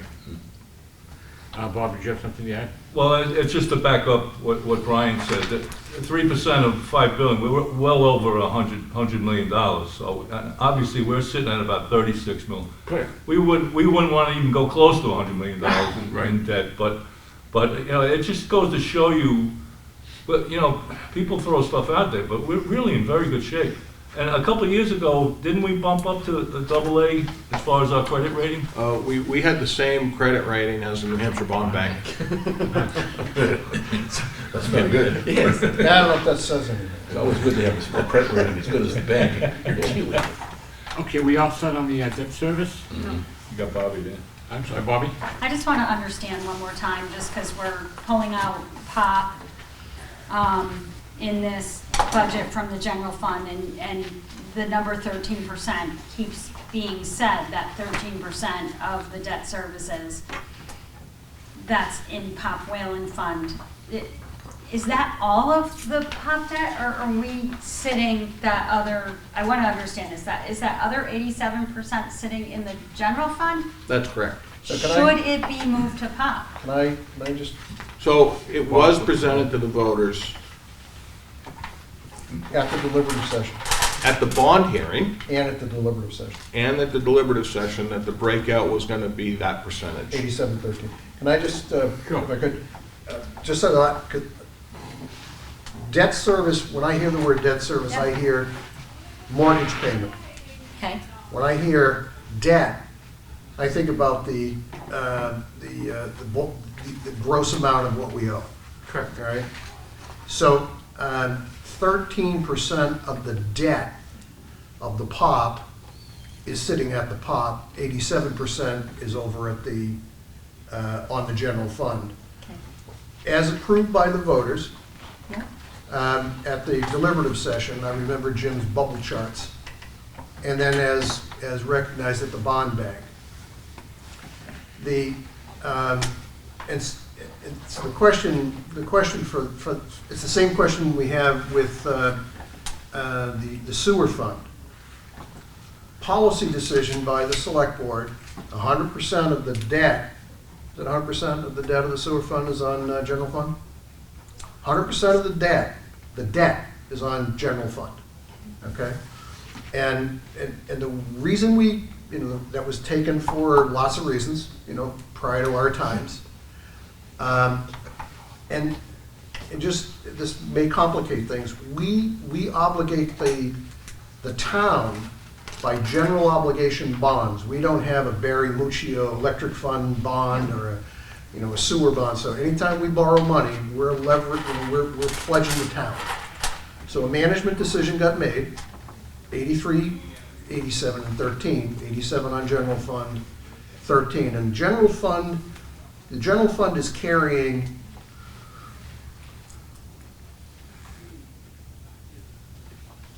roughly $2.5 million of POP Whalen debt. Oh, it's 2.5 now. Something like that, yeah. Sam gives me my little cheat sheet every year. So $2.5 million is sitting over on general fund. 602,000 is sitting up on POP Whalen at the end of the audit, when we got the audit. Okay. And then the payments, which is Bob was talking, Brian is talking about, our payments, they've grown, healthy over the past handful of years, but they grew healthy only in one cycle, and that was in the 23-24 cycle when we were mortgaging up the bonds on the POP and on the public safety building. Right. Prior to that, the annual debt service, now the debt payments were like $2 million.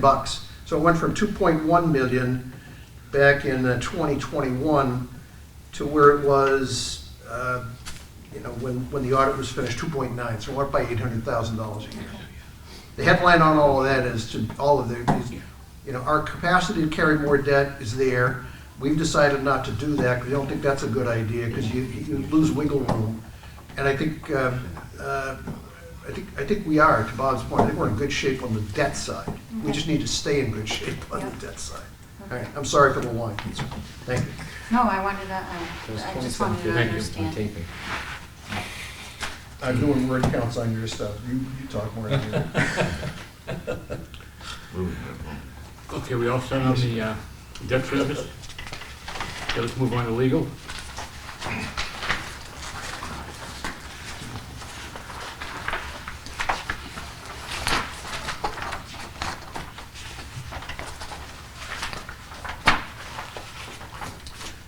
Sam, do we spend all of that this year? Yeah, and then some. And then some? Yeah, Okay. I have it up. And then some. Is that a lot of it from planning or planning issues or? Brian, you want to tackle that? No? Well, it's listed right here. General government, 80,000, 10,000 for zoning, 8,000 for planning, code enforcement, 1,000. If I take it, Sam, they went over that amount that they had down, they requested for 2025. Year-to-date expensed, is 121,147. Okay, thank you. In total? In total? In total. In total. There's more encumbered, I'm not sure.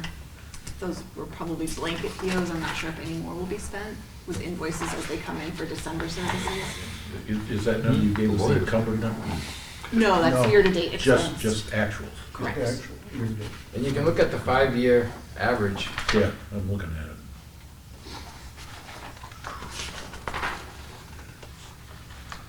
Okay. Well, another way to look at it on the planning and zoning side is just look at the volume of building permits. Look at the volume of stuff coming in the front door. And Right. there's a correlation between, maybe, between legal expense and the volume of folks coming in and wanting to do things, right? Okay, if we're all set there, let's move on to property. Bobby? 23 words. So without having a planner, do we see that we're using more legal expenses going up without having a planner? Is this sort of gonna offset? I would say yes, and I would say no. That's clarity. And the reason I say yes is obviously a lot of the issues resulting from the planning and zoning world are legal in nature and require attorney guidance. Yeah. Even if we are able to bring on a planner, there is going to be a learning curve to understand the ordinances, et cetera, which will as well require Clarity. attorney clarification to ensure that we are following the appropriate steps to keep us out of Sure. legal waters. If that helps at all. That, it does. Thanks. Okay, property liability. Go up with it, is that what you're saying, Suzanne? Go up with the budget? No, I'm saying, Makes you sense. explained that correctly. Makes sense. Good, thank you. Property liability insurance, What are we doing? property liability insurance.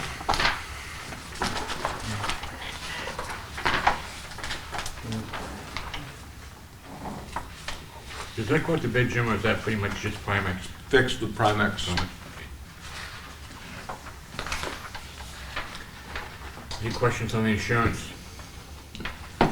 Okay, let's move on to zoning.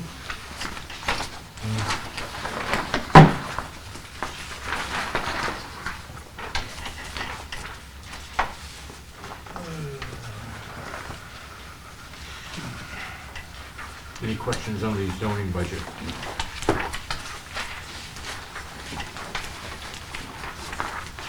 Okay, seeing none, let's move on. Now to the planning board.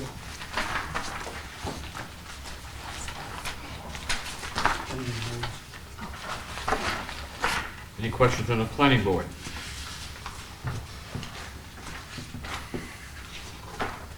Yeah, one quick question. Yes, sir.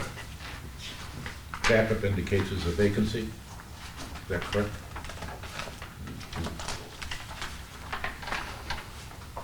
Yeah. No, I think we've got that filled I now. think just hired somebody, I I think we believe, just hired somebody. as of the first of the year, yeah. Those, but at those numbers that are, so the Probably. budgeted numbers are okay. Yes. Okay, thank you. Can I ask a question? Yes, sir. Yes, Barbara, sorry. My apologies. Come, sir. I apologize. Would you happen to have the revenues from the impact fees? If not, it's okay.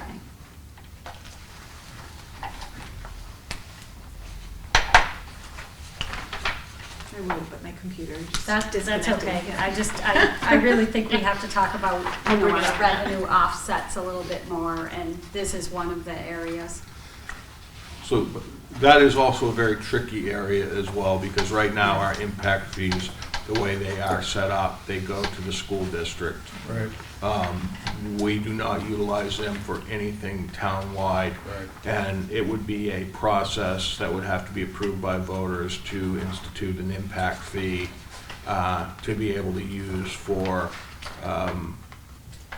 Offsetting costs, town operations. Like ambulance services, perhaps. or something. Great. Okay, let's move on to planning. Planning department.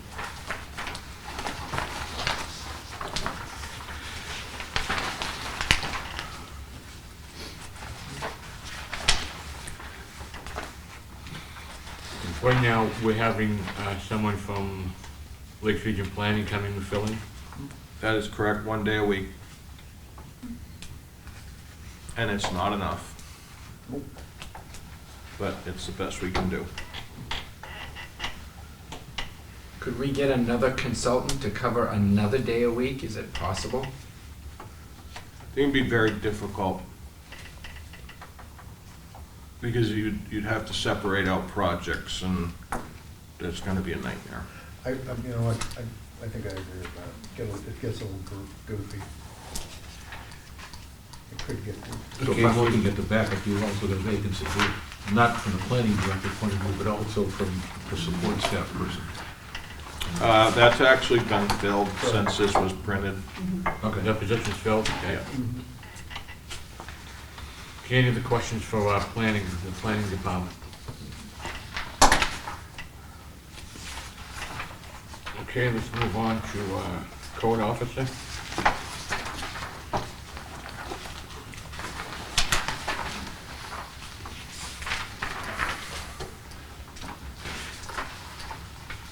I'm going to ask this committee to consider increasing this budget by $10,000. We have an outstanding code officer who knows his business. He spends, he will have conducted probably in excess of 2,800 inspections this year. Do out the math on that one based on the number of hours he works, and you'll see something is not compatible here. This is an area in the next couple years we are going to have to bring in another code official. But in the interim, to help this man out in this position, he needs updated software. His software is as antiquated as MuniSmart, but we are able to capture it for significantly less and be able to help him out to manage the inspection services within that department. It would be a program under Civics Plus, which is our webpage. He's very familiar with the software. He used it when he was in the city of Keene as a code enforcement officer.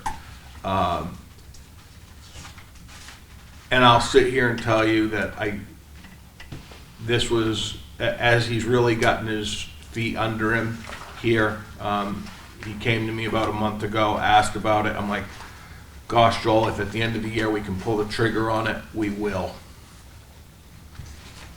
We weren't in a position December 31 to pull the trigger and issue a purchase order on it. That's why I'm asking now if you would entertain considering $10,000 for software. Jim, what line would you like it under? Where do you want to put it?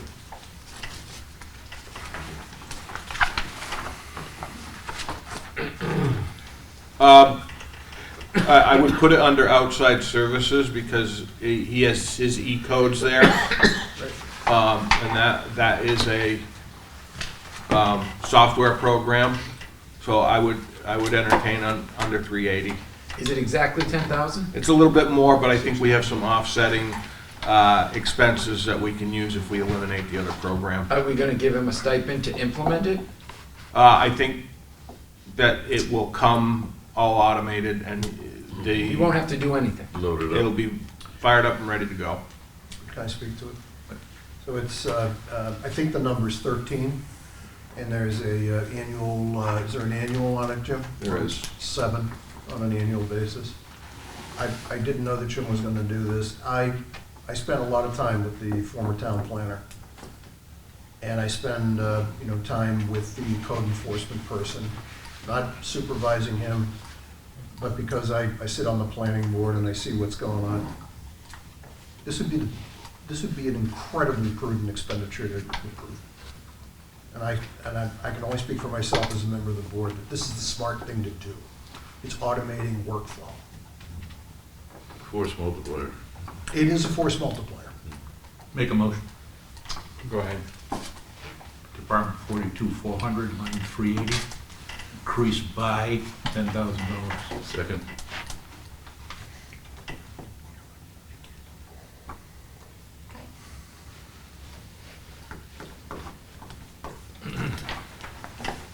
Now, his system, is that gonna be able to work with, if we get a new system for everybody else, are they all gonna be able to work together, or?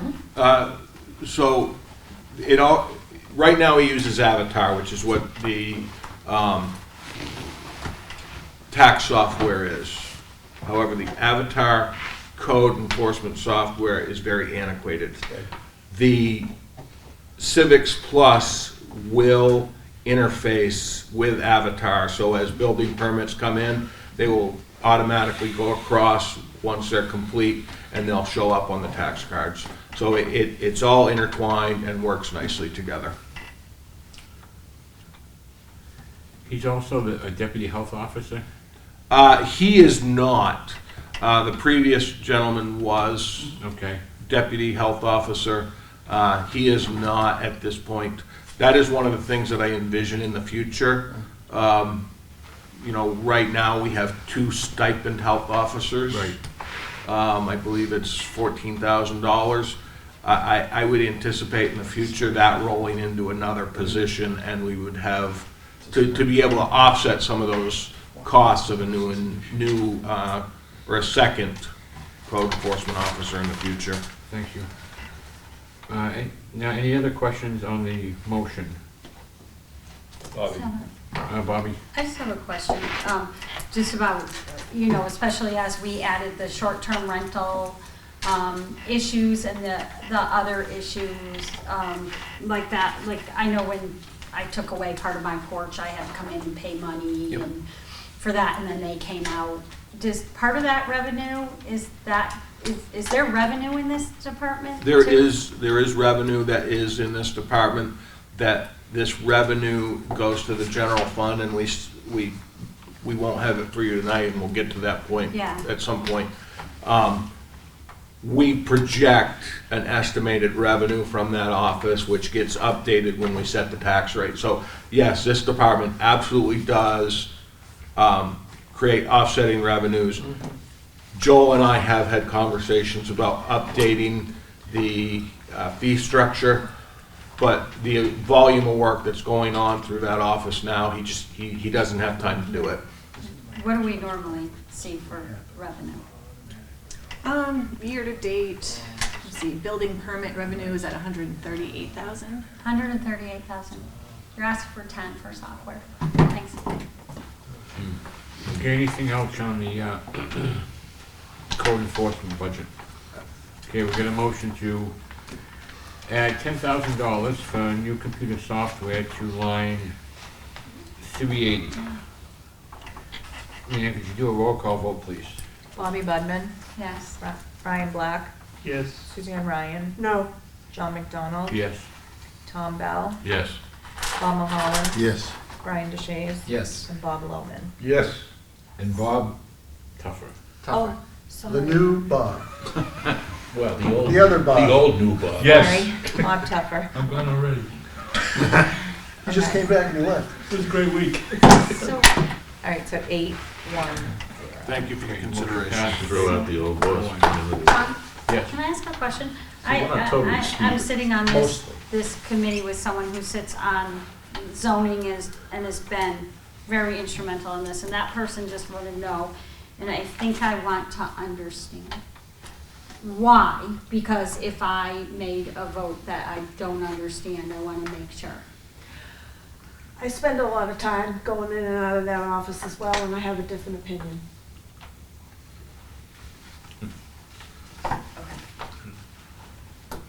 Okay.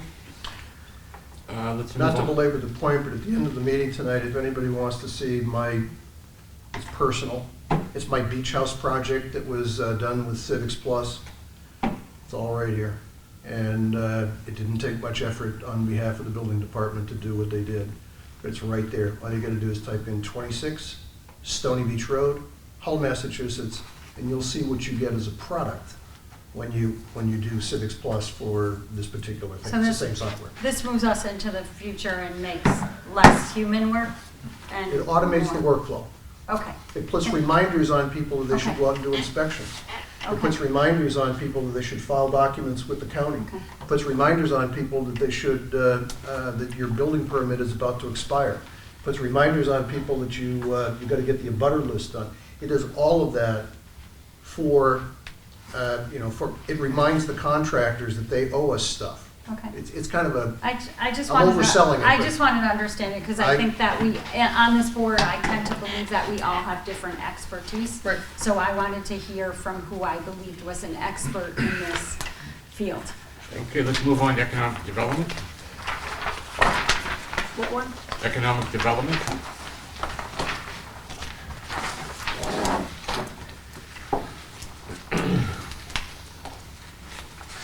Only changes to here is the $6,000. Anything else? Let's move on to Conservation Commission.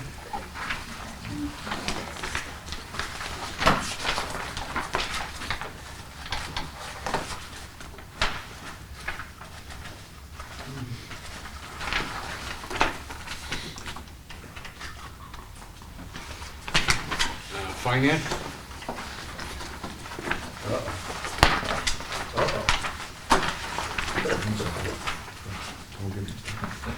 Leave the best for last.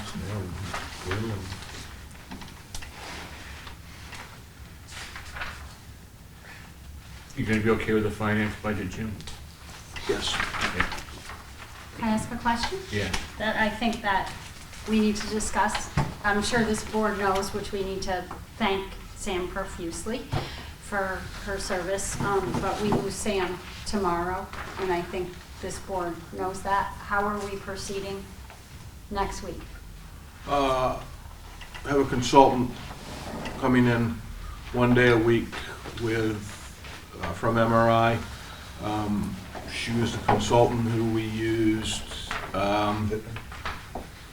previously when I first came into the town manager's role in 2019. We used her up until through Casey got here.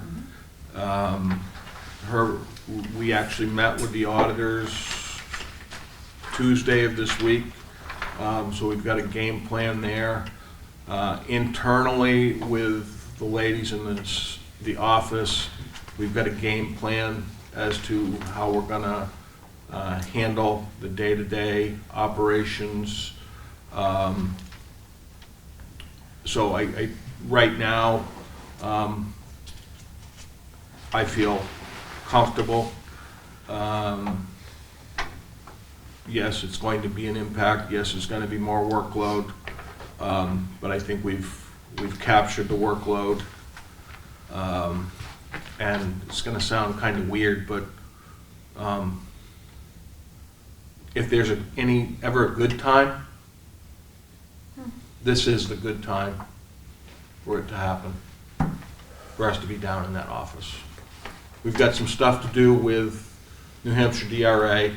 We've got some audit stuff to do. The auditors won't be here until April.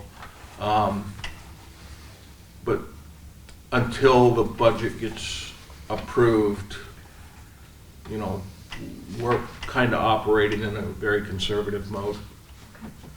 So, and yes, tomorrow's the last day, and she's gonna be sorely missed, but I wish her the best. Okay, anything else on the finance Yeah, budget? question, Yes. question. So you said you're gonna be able to handle the workload. How's that gonna be distributed amongst who? So we've talked about how the weekly manifests are dealt with. We're gonna change up a couple things that we've done previously, but we are going to handle those manifests in a prudent manner. We will be asking a little bit more from some of our staff, including department heads, to be able to deal with some of the things we need to deal with. But I do think between Amy, Michelle, Kathy, myself, and Brenda here to guide us that one day a week, we're gonna be okay. Tom?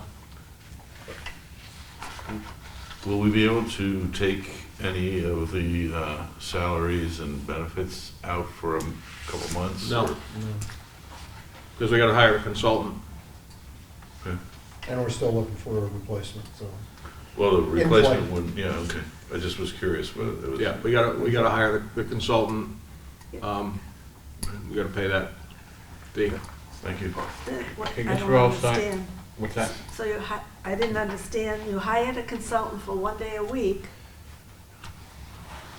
and it was just asked about taking the salary, reducing in the budget because you're not paying a salary, but it sounded like you're saying that one day a week is gonna cost us what a weekly salary is. Darn close, Yikes. darn close. Nice Consultants job. don't come cheap. Not You more. got that right. They don't come cheap no more, especially when they're in a high-impact area like finance. The Okay, bill so goes up. Let's move on from finance. I guess we're all set with the technology.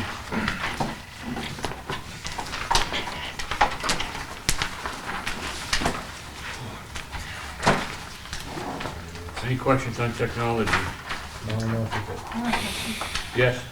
So we had spoken earlier that we have a technology issue, and we had a whole conversation about our websites and everything else. And we're putting money in different places here and there, and yet we're still sitting on this IT coordinator or whatever IT position at 0. Got someone sitting at the chamber. We don't have someone sitting in IT, and I guess, Jim, my question is, what's more important to us? More important than what? Are you asking me to compare this to? I'm asking I'm asking about IT. I mean, we had a big, pretty long conversation about the fact that we don't have a website that works. Do we need a consultant? What do we need to get in there?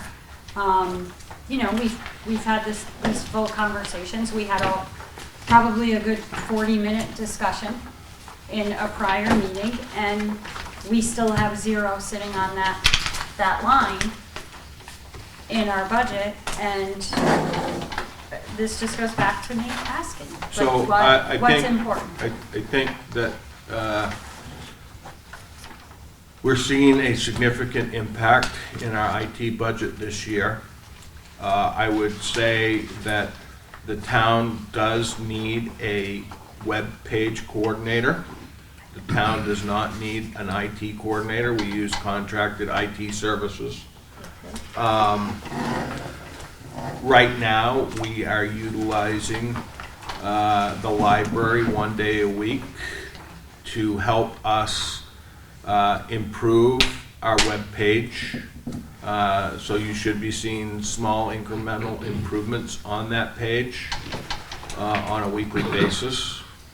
You know, I'd love to sit here and fund this. But at the end of the day, it's about delivering a budget.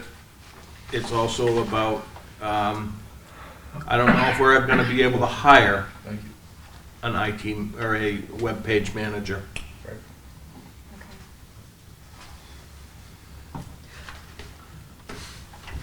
Okay, anything else in there? Yeah, Yes, go ahead, Suzanne. yeah. The town of Brookfield just went through this process, and I think how they achieved what they did, which I have been told is quite a good system that they have. But they spent some money. Sure, We cheaped out. thank you. My son has a company that he works for down in New York, New Jersey, and California, and they have a very extensive website that they use, because this is a very, very large company with multiple divisions. And he said the person that manages their web page is a consultant that charges about $550 a month. So I don't know if that's something that we could do. That's fairly short money without health insurance benefits and all that other stuff, to have somebody that would, and they create calendars for them, they create events for them, and they manage their web page. And it's because it's a large company that does this service for multiple companies. So it's something that we might be able to look at. Okay, that's all the budget items that I think we have in our book. I'd like to do a motion to suspend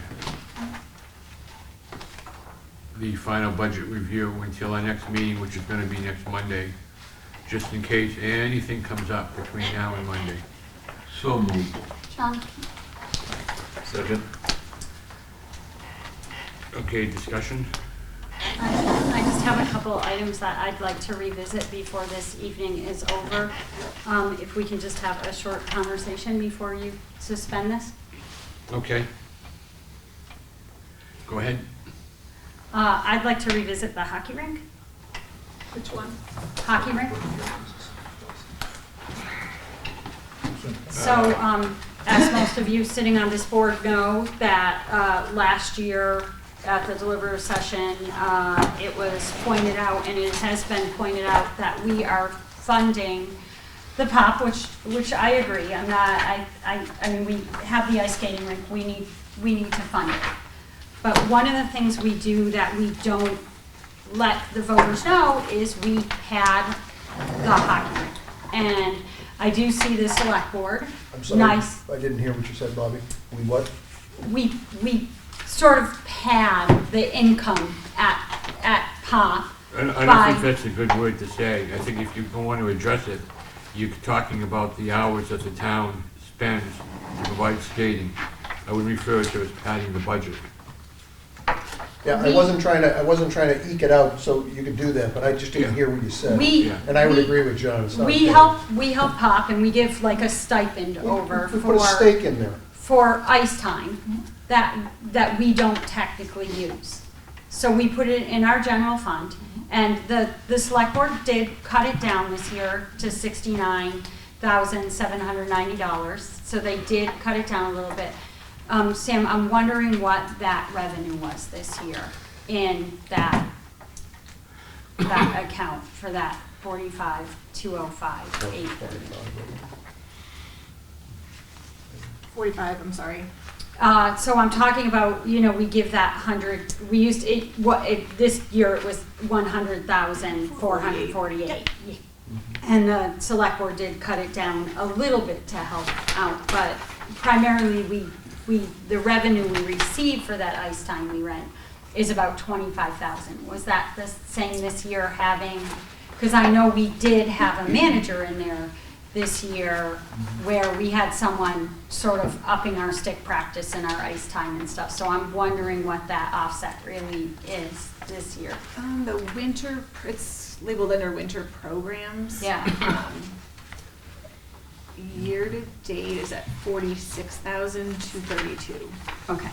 46 to 46 to 32. And does that include December? Yes. That includes December. It actually includes cash and checks for December, but not credit card payments. Okay, so Because they're processed differently. what is the average credit, what was the average credit card payment? Can I ask in November? Oh. Try to find that, hold on. Where is it?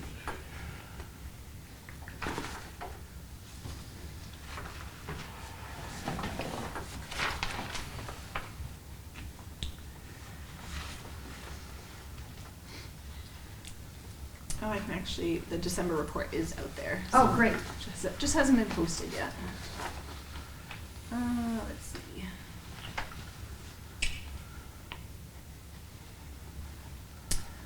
That was 6,513. Okay, so we're sitting at about 52. Okay. I'd like to make a motion on that line, 45,205, 830, if we can bring that down to 55,000. What budget are you in, Bobby? Hockey rink?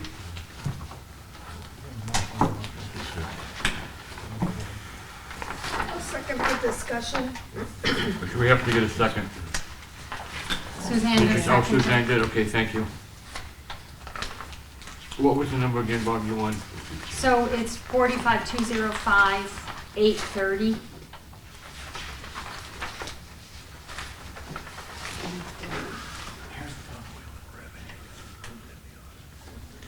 John, the tab you're looking for is programs, I think. Yeah, I've got it right here. You found it? Okay. Yes, thank you.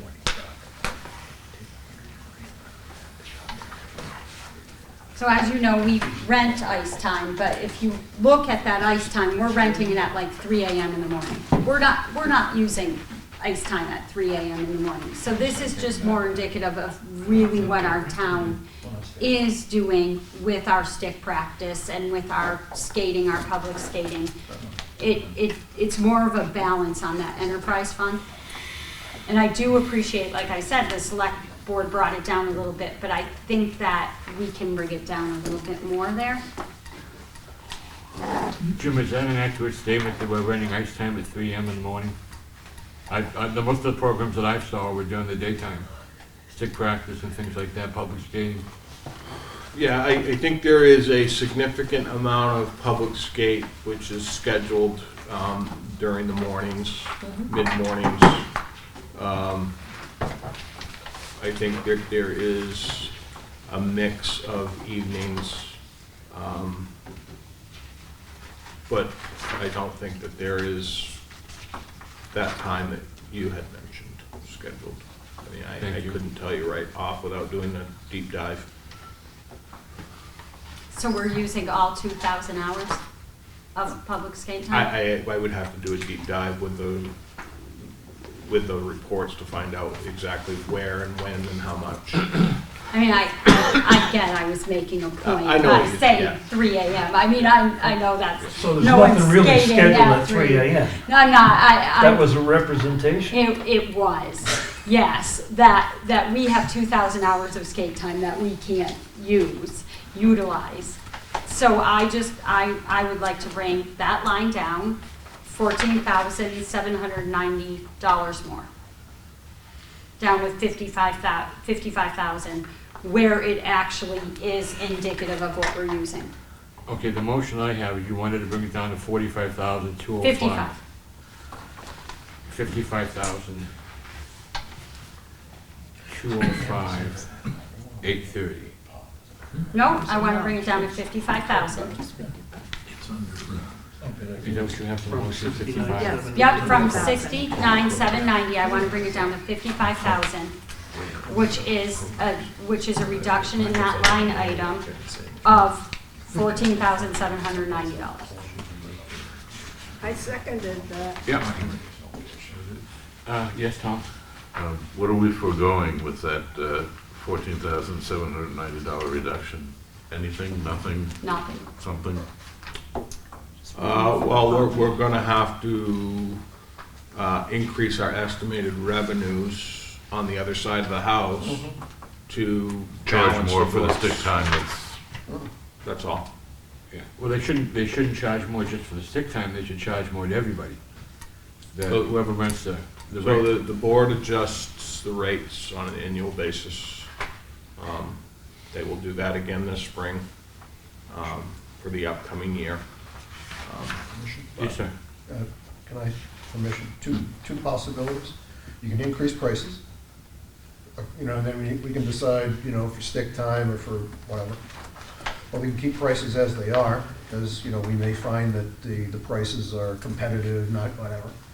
And we just, if we don't do that, we spread a larger negative on the income side of the enterprise fund, and we settle it out of the unrestricted fund balance.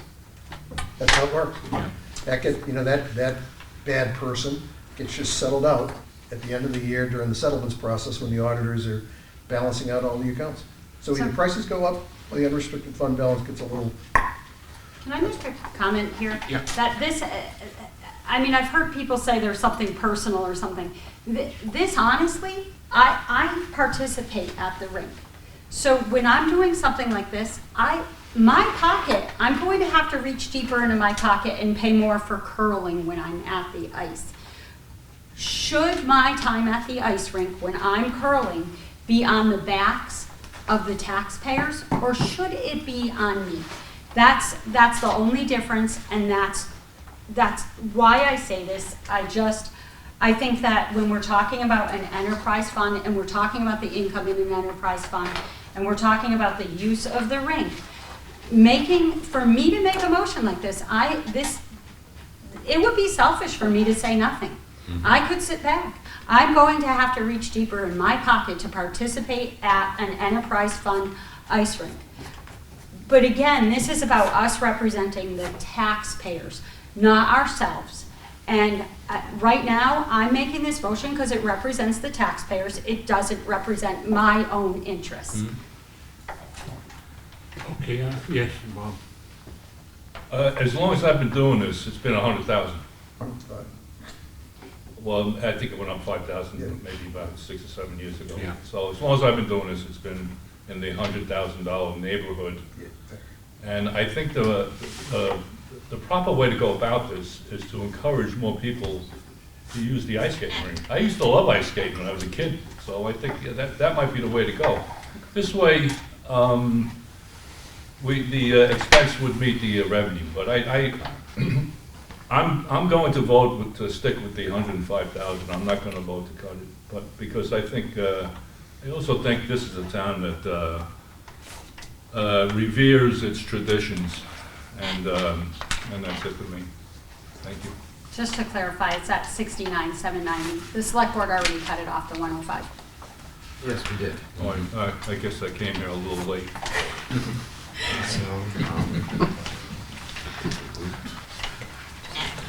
Any other discussion? Can I make a comment? No, you can't. Please don't interrupt, okay? Thank you. Okay, the next, motion is to reduce the line to 50,000. Any more comments? 55. I've written 50,000 5 times, so is it 55,000? That's what it is, okay? Long day of voting, John? Huh? You guys are tricking me. Okay, again, I'll correct that motion. The motion is reduce line 830 to 55,000. A roll call vote, please. Bobby Budman, Yes. John Black, oh my God, Brian, Whoa. Mr. 55, John Black? Brian Black, No. Suzanne Ryan, Yes. John McDonald, No. Tom Bell, no.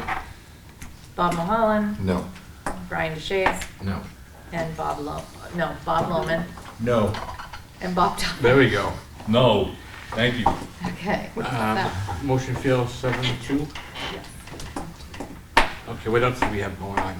Anything else? But you have an open motion to suspend things, John. Yeah, Bob, you all set, or do you wanna? I'm all set. Okay. Yeah, I've got a motion and a second to suspend the final budget review, continue the final budget review until our next meeting on Monday, next Monday. Can I And that- just ask a question of the town manager? Yes. Does that create any difficulty on your end, Jim? You're just suspending this, you're not suspending the meeting, right? Just the review of the budget. Oh, that's fine. We're just trying to make sure he doesn't, Oh, I know, he's done this, he's got a lot going on. right, thank you for that. Yeah, I'm confused. it's an open date. Not according to the latest meeting schedule I have. Correct. I updated the meeting schedule to reflect warrant articles and public hearing budget presentation. Yeah, that's what we got going on the 12th. I wasn't, Yeah. it was just, So how are we gonna do budget review at the time we're supposed to be doing? I just suspended it. Right now, we've gone through the entire budget. There may be something that comes up. Something, we have another idea, or Jim may have another issue that we need to address. This way, we haven't posted it, we've just suspended it until the next meeting. That's all we've done. Our next meeting is when? Monday, The 12th? yeah. And then one on the, The 13th is the public hearing, correct? Correct. Yeah, Public the hearing. 13th is the public hearing.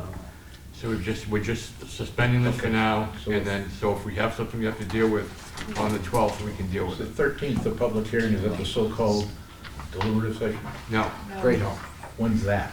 February 3rd, something like that.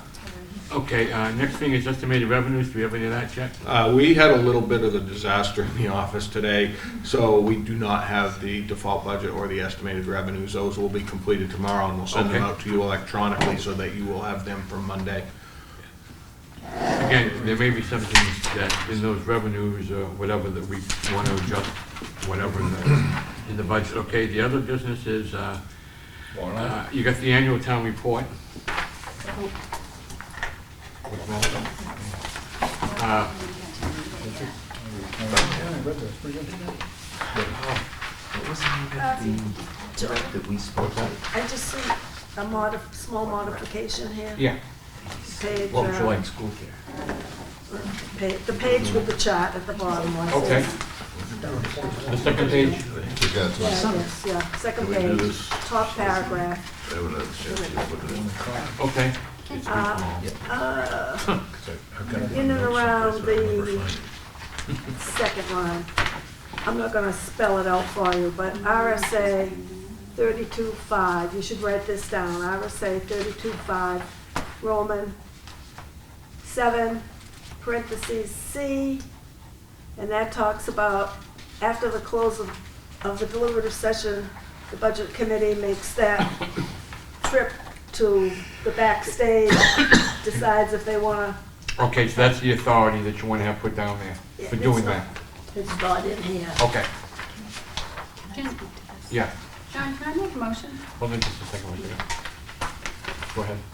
I just wanted to speak to this annual report. You just received it at the beginning of this meeting. Thank you. So I was going to add a final review of the town report for the 12th. Thank you. I was going to request that we get a day extension to submit this to That's fine. to Pick it the up Monday. office. Yeah, so so obviously you need to review this at length. I also wanted to make a couple comments about underneath the, let me find it, I'm sorry, hold on. Underneath healthcare, somewhere there's healthcare. Oh, employee health insurance. I'm gonna meet with Brian DeShays just to get some language regarding the school care assessment, so that we can add that, since that was a big part in 2025. The other thing Jim will be working on is just making those last 3 graphs more, clearer. yeah, brighter, clearer. In addition, those 3 graphs, the last ones, represent the 2026 proposed numbers and debt service. I just want to make sure, are we representing in those graphs 2025 or 2026? I think it goes a couple years before. I think it's a See, I 10-year can't window. see. Yeah, I think it's a It's hard. 10-year window. Oh, okay, 22, so 23. we're fine on all three? I will confirm that, but I'm pretty sure. And then can you speak to what you said to me? You were going to add a second column? Oh, I think instead of having the 2 debt service charts for general fund and for Sewer. sewer, I'll just merge them into one debt service chart and try to put 2 columns inside of one chart to show that debt service. Or stack them, but I'll get you a couple different options to look at. Jim, can you do one, I think you gave us a circle one that showed a pie chart, how everything was divided up, and how we just had a very small window of things that we can actually, address and cut or whatever, adjust, I guess. I did add, actually, I just realized that's not on this report. Yeah, I sent I'll that have pie to- chart this morning. And I incorporated it, yeah. so I'm not I sure think what what happened happened to is it. Leanne and I were emailing one another at exactly the same time. Oh, okay. So I did actually You have that, incorporate okay. a pie chart outlining all the funds. So I will get you the updated report. But we spent some time on it, we put down how the budget process works, the different meetings and things like that. A little bit of a proposed budget, and we tried to make it as best as we could to try to make folks understand, warrant articles, the general budget, the things that we pay for up front, and then we get revenue back and things like that. If anyone has any changes, just drop Leanne an email, if you could, and just copy me. If you notice anything that stands out, you want something added or taken away. Can I add one more thing? Yeah. So in the email that Justin sent to me earlier, he did mention something about the town report. I'm just going to read it. It said, also in regards to the annual report, many people have brought up that town employee wages have not been included in the past, and that including that information would be helpful and transparent. Would that information be in the budget committee report, or would it be in a different section of the town report? Is my question. Where do we add that? If the committee agrees to add it, where would Let me that look be at the added? letter, and I will, if I think that there's an area to add it, I will let you know. And is that what the committee would like to? Can, Bobby? I think that when people look at the budget, we have a salary line, and I know we sit here and we go through and we get to see what people make, and at any point, someone can request that. But putting someone's salary in a book under our budget, I think it's a little invasive and a little intrusive. I mean, people have the right to ask. 91A allows them to see every salary, but having the salaries out there in a book, and then do you combine their health insurance? I don't know. It's right there. No, he's talking about listing Listing?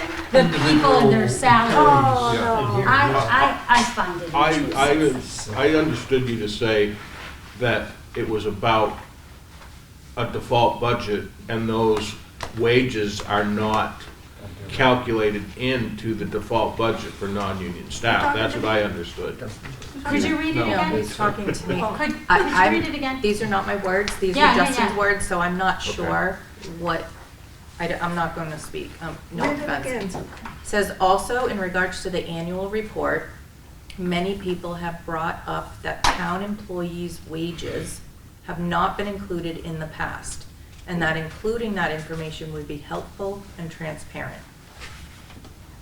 That would be 8 pages in that document. Yeah, it's in the budget. It's- He didn't itemize it. He's not saying to itemize it. He's probably saying to put some general statement about how that works opposed to. No, he's asking to itemize it. The town. Bob? I don't think that's in the purview of our report. I think you'd have to do maybe like a warrant article asking the town to do that. Yeah, well, if it belongs in any reports, I don't think it should be ours. We, all, with warrant articles, all we do is recommend them or not recommend them. That's all our mission statement says we do. I don't think we have to get into other business like listing people's salaries and all that No, stuff. I agree. I'm just saying if someone wanted to do that, I think you would have to do a warrant article telling the selectmen, whoever, to do that themselves. Well, that's, yeah. Yeah. Brian, did you have a question or comment? I could be wrong, but I believe the school district does it. Yes, they do. It's on their website. And they've always done it. So it's not any different for the town to do it than the school district. This board can decide what they want to do. A lot of towns do And it. then they can come to the select board if they want us to, or if they don't want us to, whatever they want to do. Yeah. We get a 91A request from an individual on it every year, so we produce a document. Okay. And I can tell you who that is. So, But they don't even live in our Are you, town. Suzanne, you all set? Bob, you all set? Everybody down there in the table all set? Yes. Okay. Yes, sir. One quick question, Jim. This guy right here that you did, if you remember, 26 select board, the budget committee, proposed budget. Are these numbers still the same, or I'm guessing, I'm asking you, is it fairly easy for you to update these numbers and print this? Because this seems to me is ideal for what we're looking for. Right. Talk about pie charts, things we're responsible for, right there. There you go. So the pie chart that you're looking at was in my report, but Jim and I were sending emails at the same No, I time. understand. So that is included in the annual report. I'm just saying that it would be nice to have this piece with the updated numbers for us to use in our budget. Updated numbers. Okay, we all set I here. know, that's what I'm saying. Do you agree, John? Yes, sir. Thank you. Of course, thank you. No, thank you. What's your house? Oh, let's just pre-land. So you want that in the report, or do you want that as part of the presentation? I would just like that available to us for our presentation. Okay. I don't want it in the report. That was an aside. Okay, so, I guess now we'll just review. Also, next Monday night, Jim, will you, have the final presentation? So, that you say that, right? I just want to make sure that we are all on the same page as to what the heck we're going to be doing here. I've taken that report, and I can program that in here, into the PowerPoint as the first 8 or 10 slides Okay. to review. So what I'm looking for guidance from you, this is the previous year's reports that we've done, and I will kind of put some of this stuff together like we have in previous years. But my question for you is, when you guys are getting into doing the individual budgets, and what we used to do was this, and I'm understanding this is not what you want to do now, is that correct? Well, I wanted each one to be able, each department person to do their own budget, because they've got the best knowledge of it. So, is this what you want for each budget, is just this chart with a quick narrative at the bottom?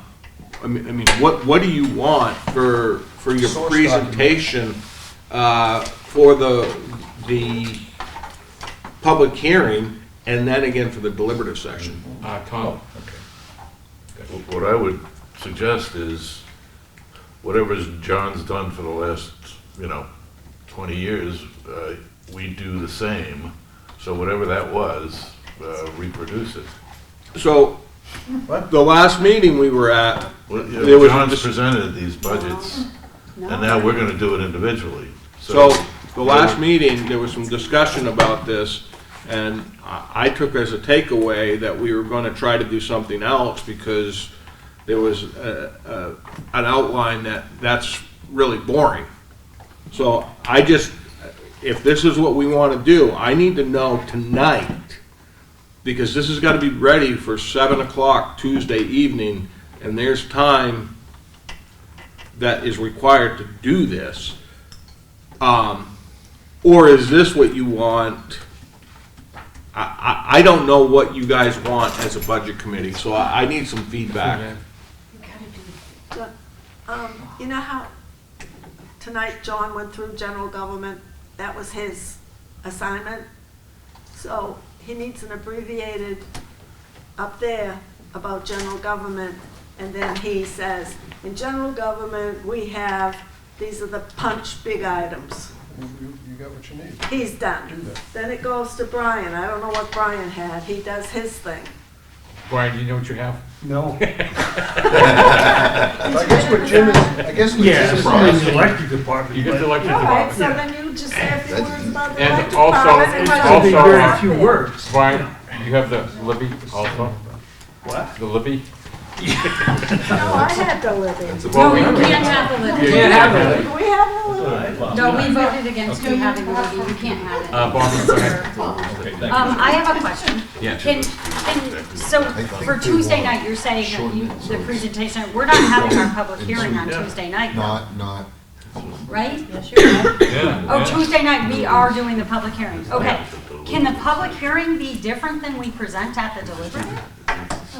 but It's whatever you want to do, but I need to kind of know tonight. Because I think the deliberative is the important one where we have to sell this budget. Yeah, we've always done the same thing for both of them.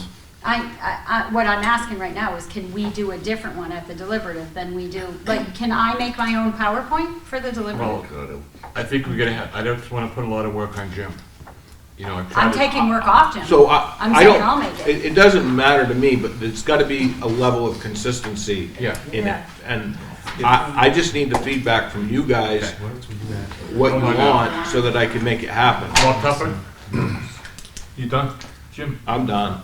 Okay, so I would prefer to stay with the same presentation, Jim, and I would like to, I would like to work off it myself. Now, I thought you said something about electric to Brian, and you told me I had all the enterprise funds the last meeting, which, so I'm already thinking about what I'm gonna do with it, but Okay. it's not gonna be You can have exactly it. the way you do it, but I would prefer to have Jim's notes just the way they have been, that I can work off with Okay. the numbers. But I don't even understand what's the point of us presenting if you're just doing the same exact thing. I mean, this doesn't change it up, this doesn't make it more exciting for the citizens. I'm just looking for this as a reference point. That's all. You see, I'm not gonna do, I have 4 departments, and Yeah. I'm not gonna do it the same way that John has been doing it. I'm gonna do it the way I fashion it, but I would like what Jim has been putting out for years as notes. Yeah, because John just looks at that and reads Yeah, it. yeah, I get that, but that's what I wanna do. But I think this is a good guideline. I was thinking we could each do one, whatever section you're doing, talk about it, why it's gone up, why it's gone down, what's going on in that department. You know, give the people some idea rather than just doing it's up 78.4%. Jim, are you clear on what you got to build? I was gonna find from- Well, Hang on, not from the budget committee. you're not, okay. Can't do that now. Okay. So Jim's not clear on what he has to do for you guys. Bob Loman? I got a question. If you do that, how can Excuse I me. fly my drone through the library and get people excited about the library and present the budget? Bob Loman? Well, John, do Hold that. on just a second. Bob Loman, please. Thank you. My style is to use this book. I've got Public Works. What I've been doing, what I started doing already, is making notes in this book about the drivers in each of the budgets. That's all I'm going to talk about. The bottom line, here are the changes, here are the drivers. That's it. I'm not reading lines, I'm not doing any of that stuff, I'm not reading lines. unless questions come up. If questions come up, I'll answer them. But we've got to have you transition into that. Can you use one of these slides to transition into it and then just talk about it? Sure it can, Okay. but those slides actually come out of here, correct? Well, they don't. No. That's why I need to know tonight. Right. I got you. I understand what you're saying. John, Yes, ma'am. do you have a I list think. of who was assigned to what? Yep. Then can that list be given to Jim? Yep. You should have it. Well, Well, it's right at the end of Yeah. this. Because I don't really remember who got what. Suzanne, And so, it's right at the end of the budget committee report. here, Yeah, we're at the No, last because I'm page. not, some of us have two committees, and we're not necessarily presenting on one of our committees. Okay, so at the end of the town report, those were the actual assignments as liaisons from the committee to those Right, departments. Due to a couple of conflicts, not every person that has been assigned to those, such as Suzanne, she's not going to report on the levy, even though she was assigned to it. So, but we decided the other night on who was going to be presenting, and I can send that out in an email to Yeah, if you everybody. could. I've got to figure out something for Brian. Well, that's fine, but Jim needs to. Okay, do we want to go with this format, and put some graphs and things like that in there also? What do you want to do? We got to make a decision here. That's what you present, or this is what you have presented in the past. Yeah. What, That's all the or do page I you want. just break each department, fire department, DPW? Yeah, That's what it is. That's what this does. yeah. You can just talk about, you know, Read the same thing. you don't have to read it, but just talk about, you know, what's going on, why it's gone up, why it's gone down, or... I am. Whatever. Okay, anything else, Bobby? Jim, you know what you gotta do? Dan? What? Anything else on the presentation? We'll throw some graphs in there, Jim. So, We're doing this. what I'll do is, like I said, I'll take that, I will update it to reflect what's going on. I will put that in as the precursor to the budget in through here and tie it in with some of these driver slides that we normally have. And then from that point, I will go to this format right down through the budget like we have done in previous years. That's what I'm understanding from this committee. If there's something different, Now's the time. I'm a little confused. How can we have our, Oh, that hurt. how can we have our presentation if we didn't just vote that we agree with this budget yet? We're leaving it open for more revisions for Tuesday.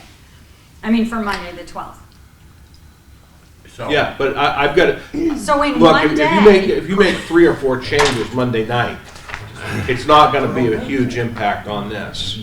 But I don't wanna do something and then get to Monday night and go over it and then hear, oh, we wanna do something You different. just want Yeah. the format. I need the You're format. getting the Find out in the format. morning. okay. I just don't want to, you know, I don't want you to have to, It's us not do gonna something change on, that much, Bobby. I don't want to do something on Monday night that then forces you to be up till No. 3 a.m. in the morning. Well, I am anyways, but that's a different story. That's a different story for another time. But the takeaway is, I've got the information that I think I need. I will update that document that Mr. Loman has referred to. Okay. I will tie it in with this, I will get the drivers put together. Yes, there could be changes that are made Monday night, but if I've got to change 6 slides, I would rather change 6 slides than have to recreate 45 slides. Right. And that I can do. Let me ask just a quick question. What we're looking at here, is that kind of by department, what we've been looking at? Yeah, so this Okay. is exactly what we've done before. Right by department, the smaller departments, we have a couple of them on the same page. So I will have this ready for Monday night draft, so that we can go through this Monday night. And then if we need to adjust slides around so that they So I make think sense or what I'm flow, hearing- I can do that. I think what I'm hearing is, this is kind of the guideline, the book is the stuff we want to talk about. Is that what I'm hearing? In summary. Well, that's your detail. I think you're right. Yeah. In summary. I just want to get it in my head, so that we don't create a big scene for Jim. That's right. Will each of us take 10 minutes, or? I wouldn't go that long. I mean, That's what I'm asking. You want, what, 30 It's all seconds? past the or- close, bro. you know, I mean, look, here's the fire department, 4 budgets, here's the police department's 3 budgets. What's it gonna take you to talk about that? A couple minutes? Yeah, you can just flip through. Yeah, here's what- Can I ask? Yes. You could mention just the drivers, the heavy drivers. Yeah. That's, yeah. Okay, we all So, set? Yes, sir. So Monday night, if something gets changed, we'll all sit here and watch Jim change the charts, which will be an incentive to not change much. Yeah, But my question is, where's the summary? Are you the summary person, John? at the end, yeah.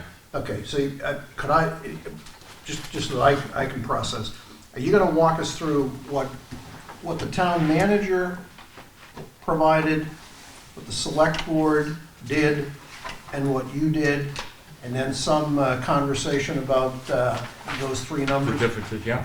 Okay, good. And then some graphs.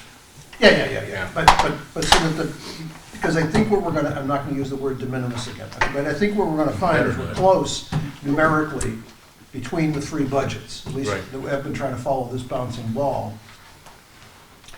And, you've made your adjustments, and we made ours, and Jim made his. But I think if I could, the storyline here is you all exercised a lot of discretion here, but when it's said and done, that function right over there produced a kick-ass budget, because we're close. You produced a pretty goddamn good budget, as evidenced by the fact that numerically it wasn't like all over the bloody place. That's part one. Part two is for the public hearing. We have noticed that the select board, Linda's gonna be there, so we had to put out a meeting notice, but we're gonna invite the rest of the select board if they choose to attend, so we may be sitting at the public hearing on Tuesday night in the audience, just watching, we want you to know we're gonna do that, because it's important. Yeah. Sam, what was the total cut from the budget committee from the budget? I can give you that. You can do that? She's I smart. have it. But you, The last thing she's gonna have to do, other let's than talk about how tomorrow. much you whack the budget.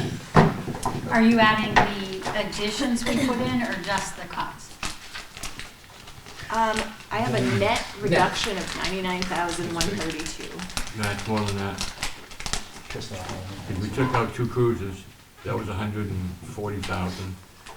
We've done probably $50,000 worth of, Yeah, there's 193,000 of cuts and 94,000 of adds. really? What is it, Bobby? So 190 down. Did you say me? On the ads? Now, of the 190 down, that's why, some of that 190 is cruisers. Oh, yeah, So yeah, that's going out on the warrant, so Yeah. the voter's still paying for it. right. Right, it's just kind of coming out of a different bucket. Yeah. But if you were to take the cruisers out, the net between the town manager, the select board, and you Was folks, it good? Oh, very close. Thank you. I'll use the word imperceptible. There you go. Was that better? Yes. I like it better. Okay, do we have anything else on the $1,000. presentation? If you have any questions, Jim, what we're gonna be looking for? I will get a draft put together for you for review for Monday night. Okay, I'm sorry, Leanne, what? I would like to just confirm the agenda for the 12th, because we did not get to the default budget or the warrant Right. articles, so Monday. are we, Monday. we're doing all of it, estimated revenues, default budget, remaining warrant articles, final budget review, if Lot of work. necessary, Yeah. town report, and budget presentations. So We'll warrant have to do the town articles, report before Monday, right? Isn't it due? No, it's due Friday, but it's due Friday at 4. Nothing's gonna happen over the weekend. Okay. it's fine, it's fine. So I, You're in close enough shape that I will go to bat for you with Amy, and she Great, won't come thank you to very you much. with a bat to beat you. Should we do 6 o'clock pizza? So my next question is, typically every year, we have had to meet sometimes a half an hour or an hour prior to the public hearing presentation. Does anybody anticipate that meeting to happen, because I will have to post it before our meeting on Monday night? So that'll make it, what time, 7? Or we No, have- it's the public hearing starts at 7, and typically we meet either at 6 or 6:30. I just don't. Why don't you schedule it in case there are major changes Okay. that come up on Monday that require us looking at this one last time? Okay. So So 6 schedule it. o'clock, 6:30, Schedule it for 6:30. 6:30? Can you word it so that 6:30 is something and the actual meeting for the public starts at 7? I was, Well, I post two separate. One is the public hearing at 7, and then I post a separate Okay. agenda or public notice for 6:30. Okay.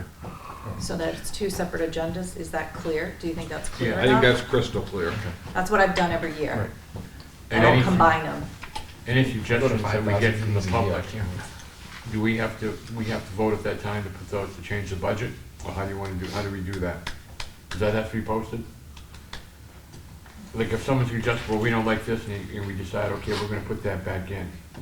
No, you do that at the public hearing. Okay. Public And hearing. then at the end of the public hearing is when You make your adjustments. you vote Okay, Make your adjustments. on all the all articles. the warrant articles. Okay, does anyone have anything else? I just would like to add one thing about Yes, the sir. warrant articles, John. Yes, sir. The board will be voting on these Tuesday night at Tuesday night. 4:30. Yep. Okay, so when you go through these, you will, they're all here, Okay, but you'll see that they have not been voted on. We felt it was prudent that Dave Senecal needed to be here to vote on them. Okay. He's in Florida. We're gonna meet at that time, and the reason we picked that is because petition warrant articles are due at 5 o'clock on the 13th. okay. So if we get a petition warrant article that comes in at 5 minutes of 5, the board will be able to weigh in on it at that point if they so desire and push it across to you for the If public it's got hearing. money in it. Okay. Yeah, it's got. Does anybody have anything else before I ask for public comment? Seeing none, public comment, please.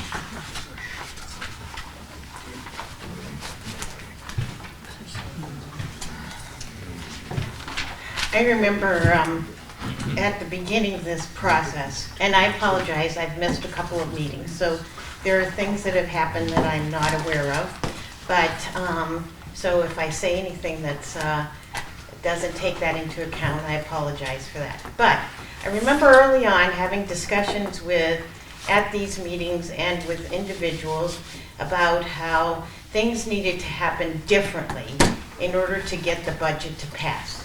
That we couldn't keep doing things the same way we had been doing it. And yet, every time we come to a decision, we fall back on, well, let's do it the way we've done it. Let's do it the way John's presented it. Let's do it the benchmark we set 20 years ago for how much we should give to that. And I think that's a mistake. I think you're gonna find that you're not answering people's questions and addressing their concerns if you keep doing it the same way. And you can word it differently by using minimal, was it? What was it? I'm not gonna use the word. De minimis? De minimis?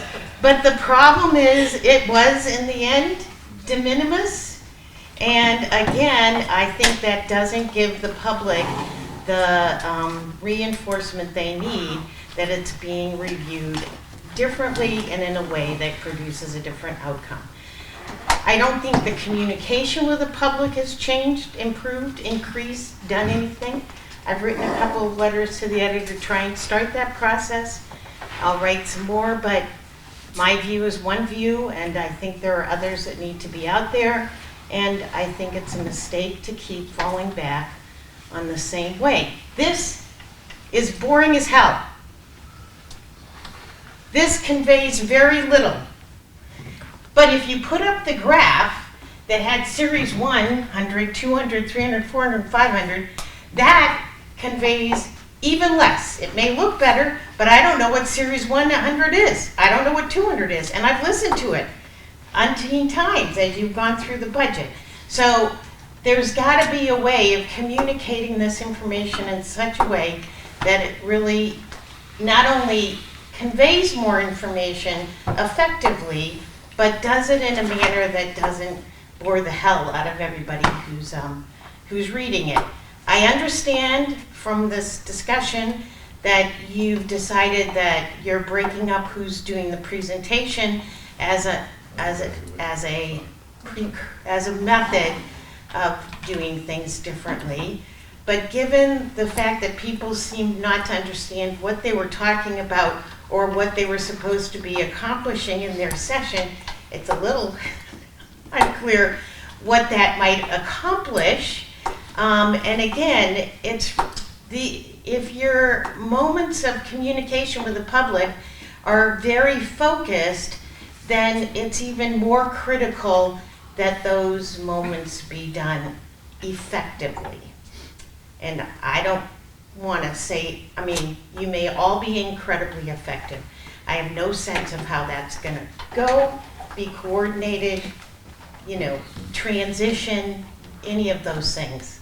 And so, having done public presentations with teams of people in the past, I will say my salary has been listed innumerable times during my career in public documents, so it's not intrusive if you know that that's the story of the beast that you're employed in. And I think that is a piece of information that people pay attention to in the school budget and likely in the town budget. But that's neither here nor there. I mean, I'm not advocating one way or the other on that, but it's not an unusual thing to do. But I would ask for you to think really clearly about how you're going to make this presentation method. Convincingly and Yeah. with spirit, yeah. Yeah, with Thank you. yeah. And make it sound like it's something a little different and not just the same old. Same. The hard part is accounting is dry, no matter how you take it. Accounting is dry. You got that right. I think emphasizing the positives is what's happening Yeah. is really the way to. Any other public comment? There you go. Seeing none, I'll take a motion to adjourn. Adjourned. A second? All those in favor of adjourning at 8:50? Say aye. Aye. Thank you, everyone.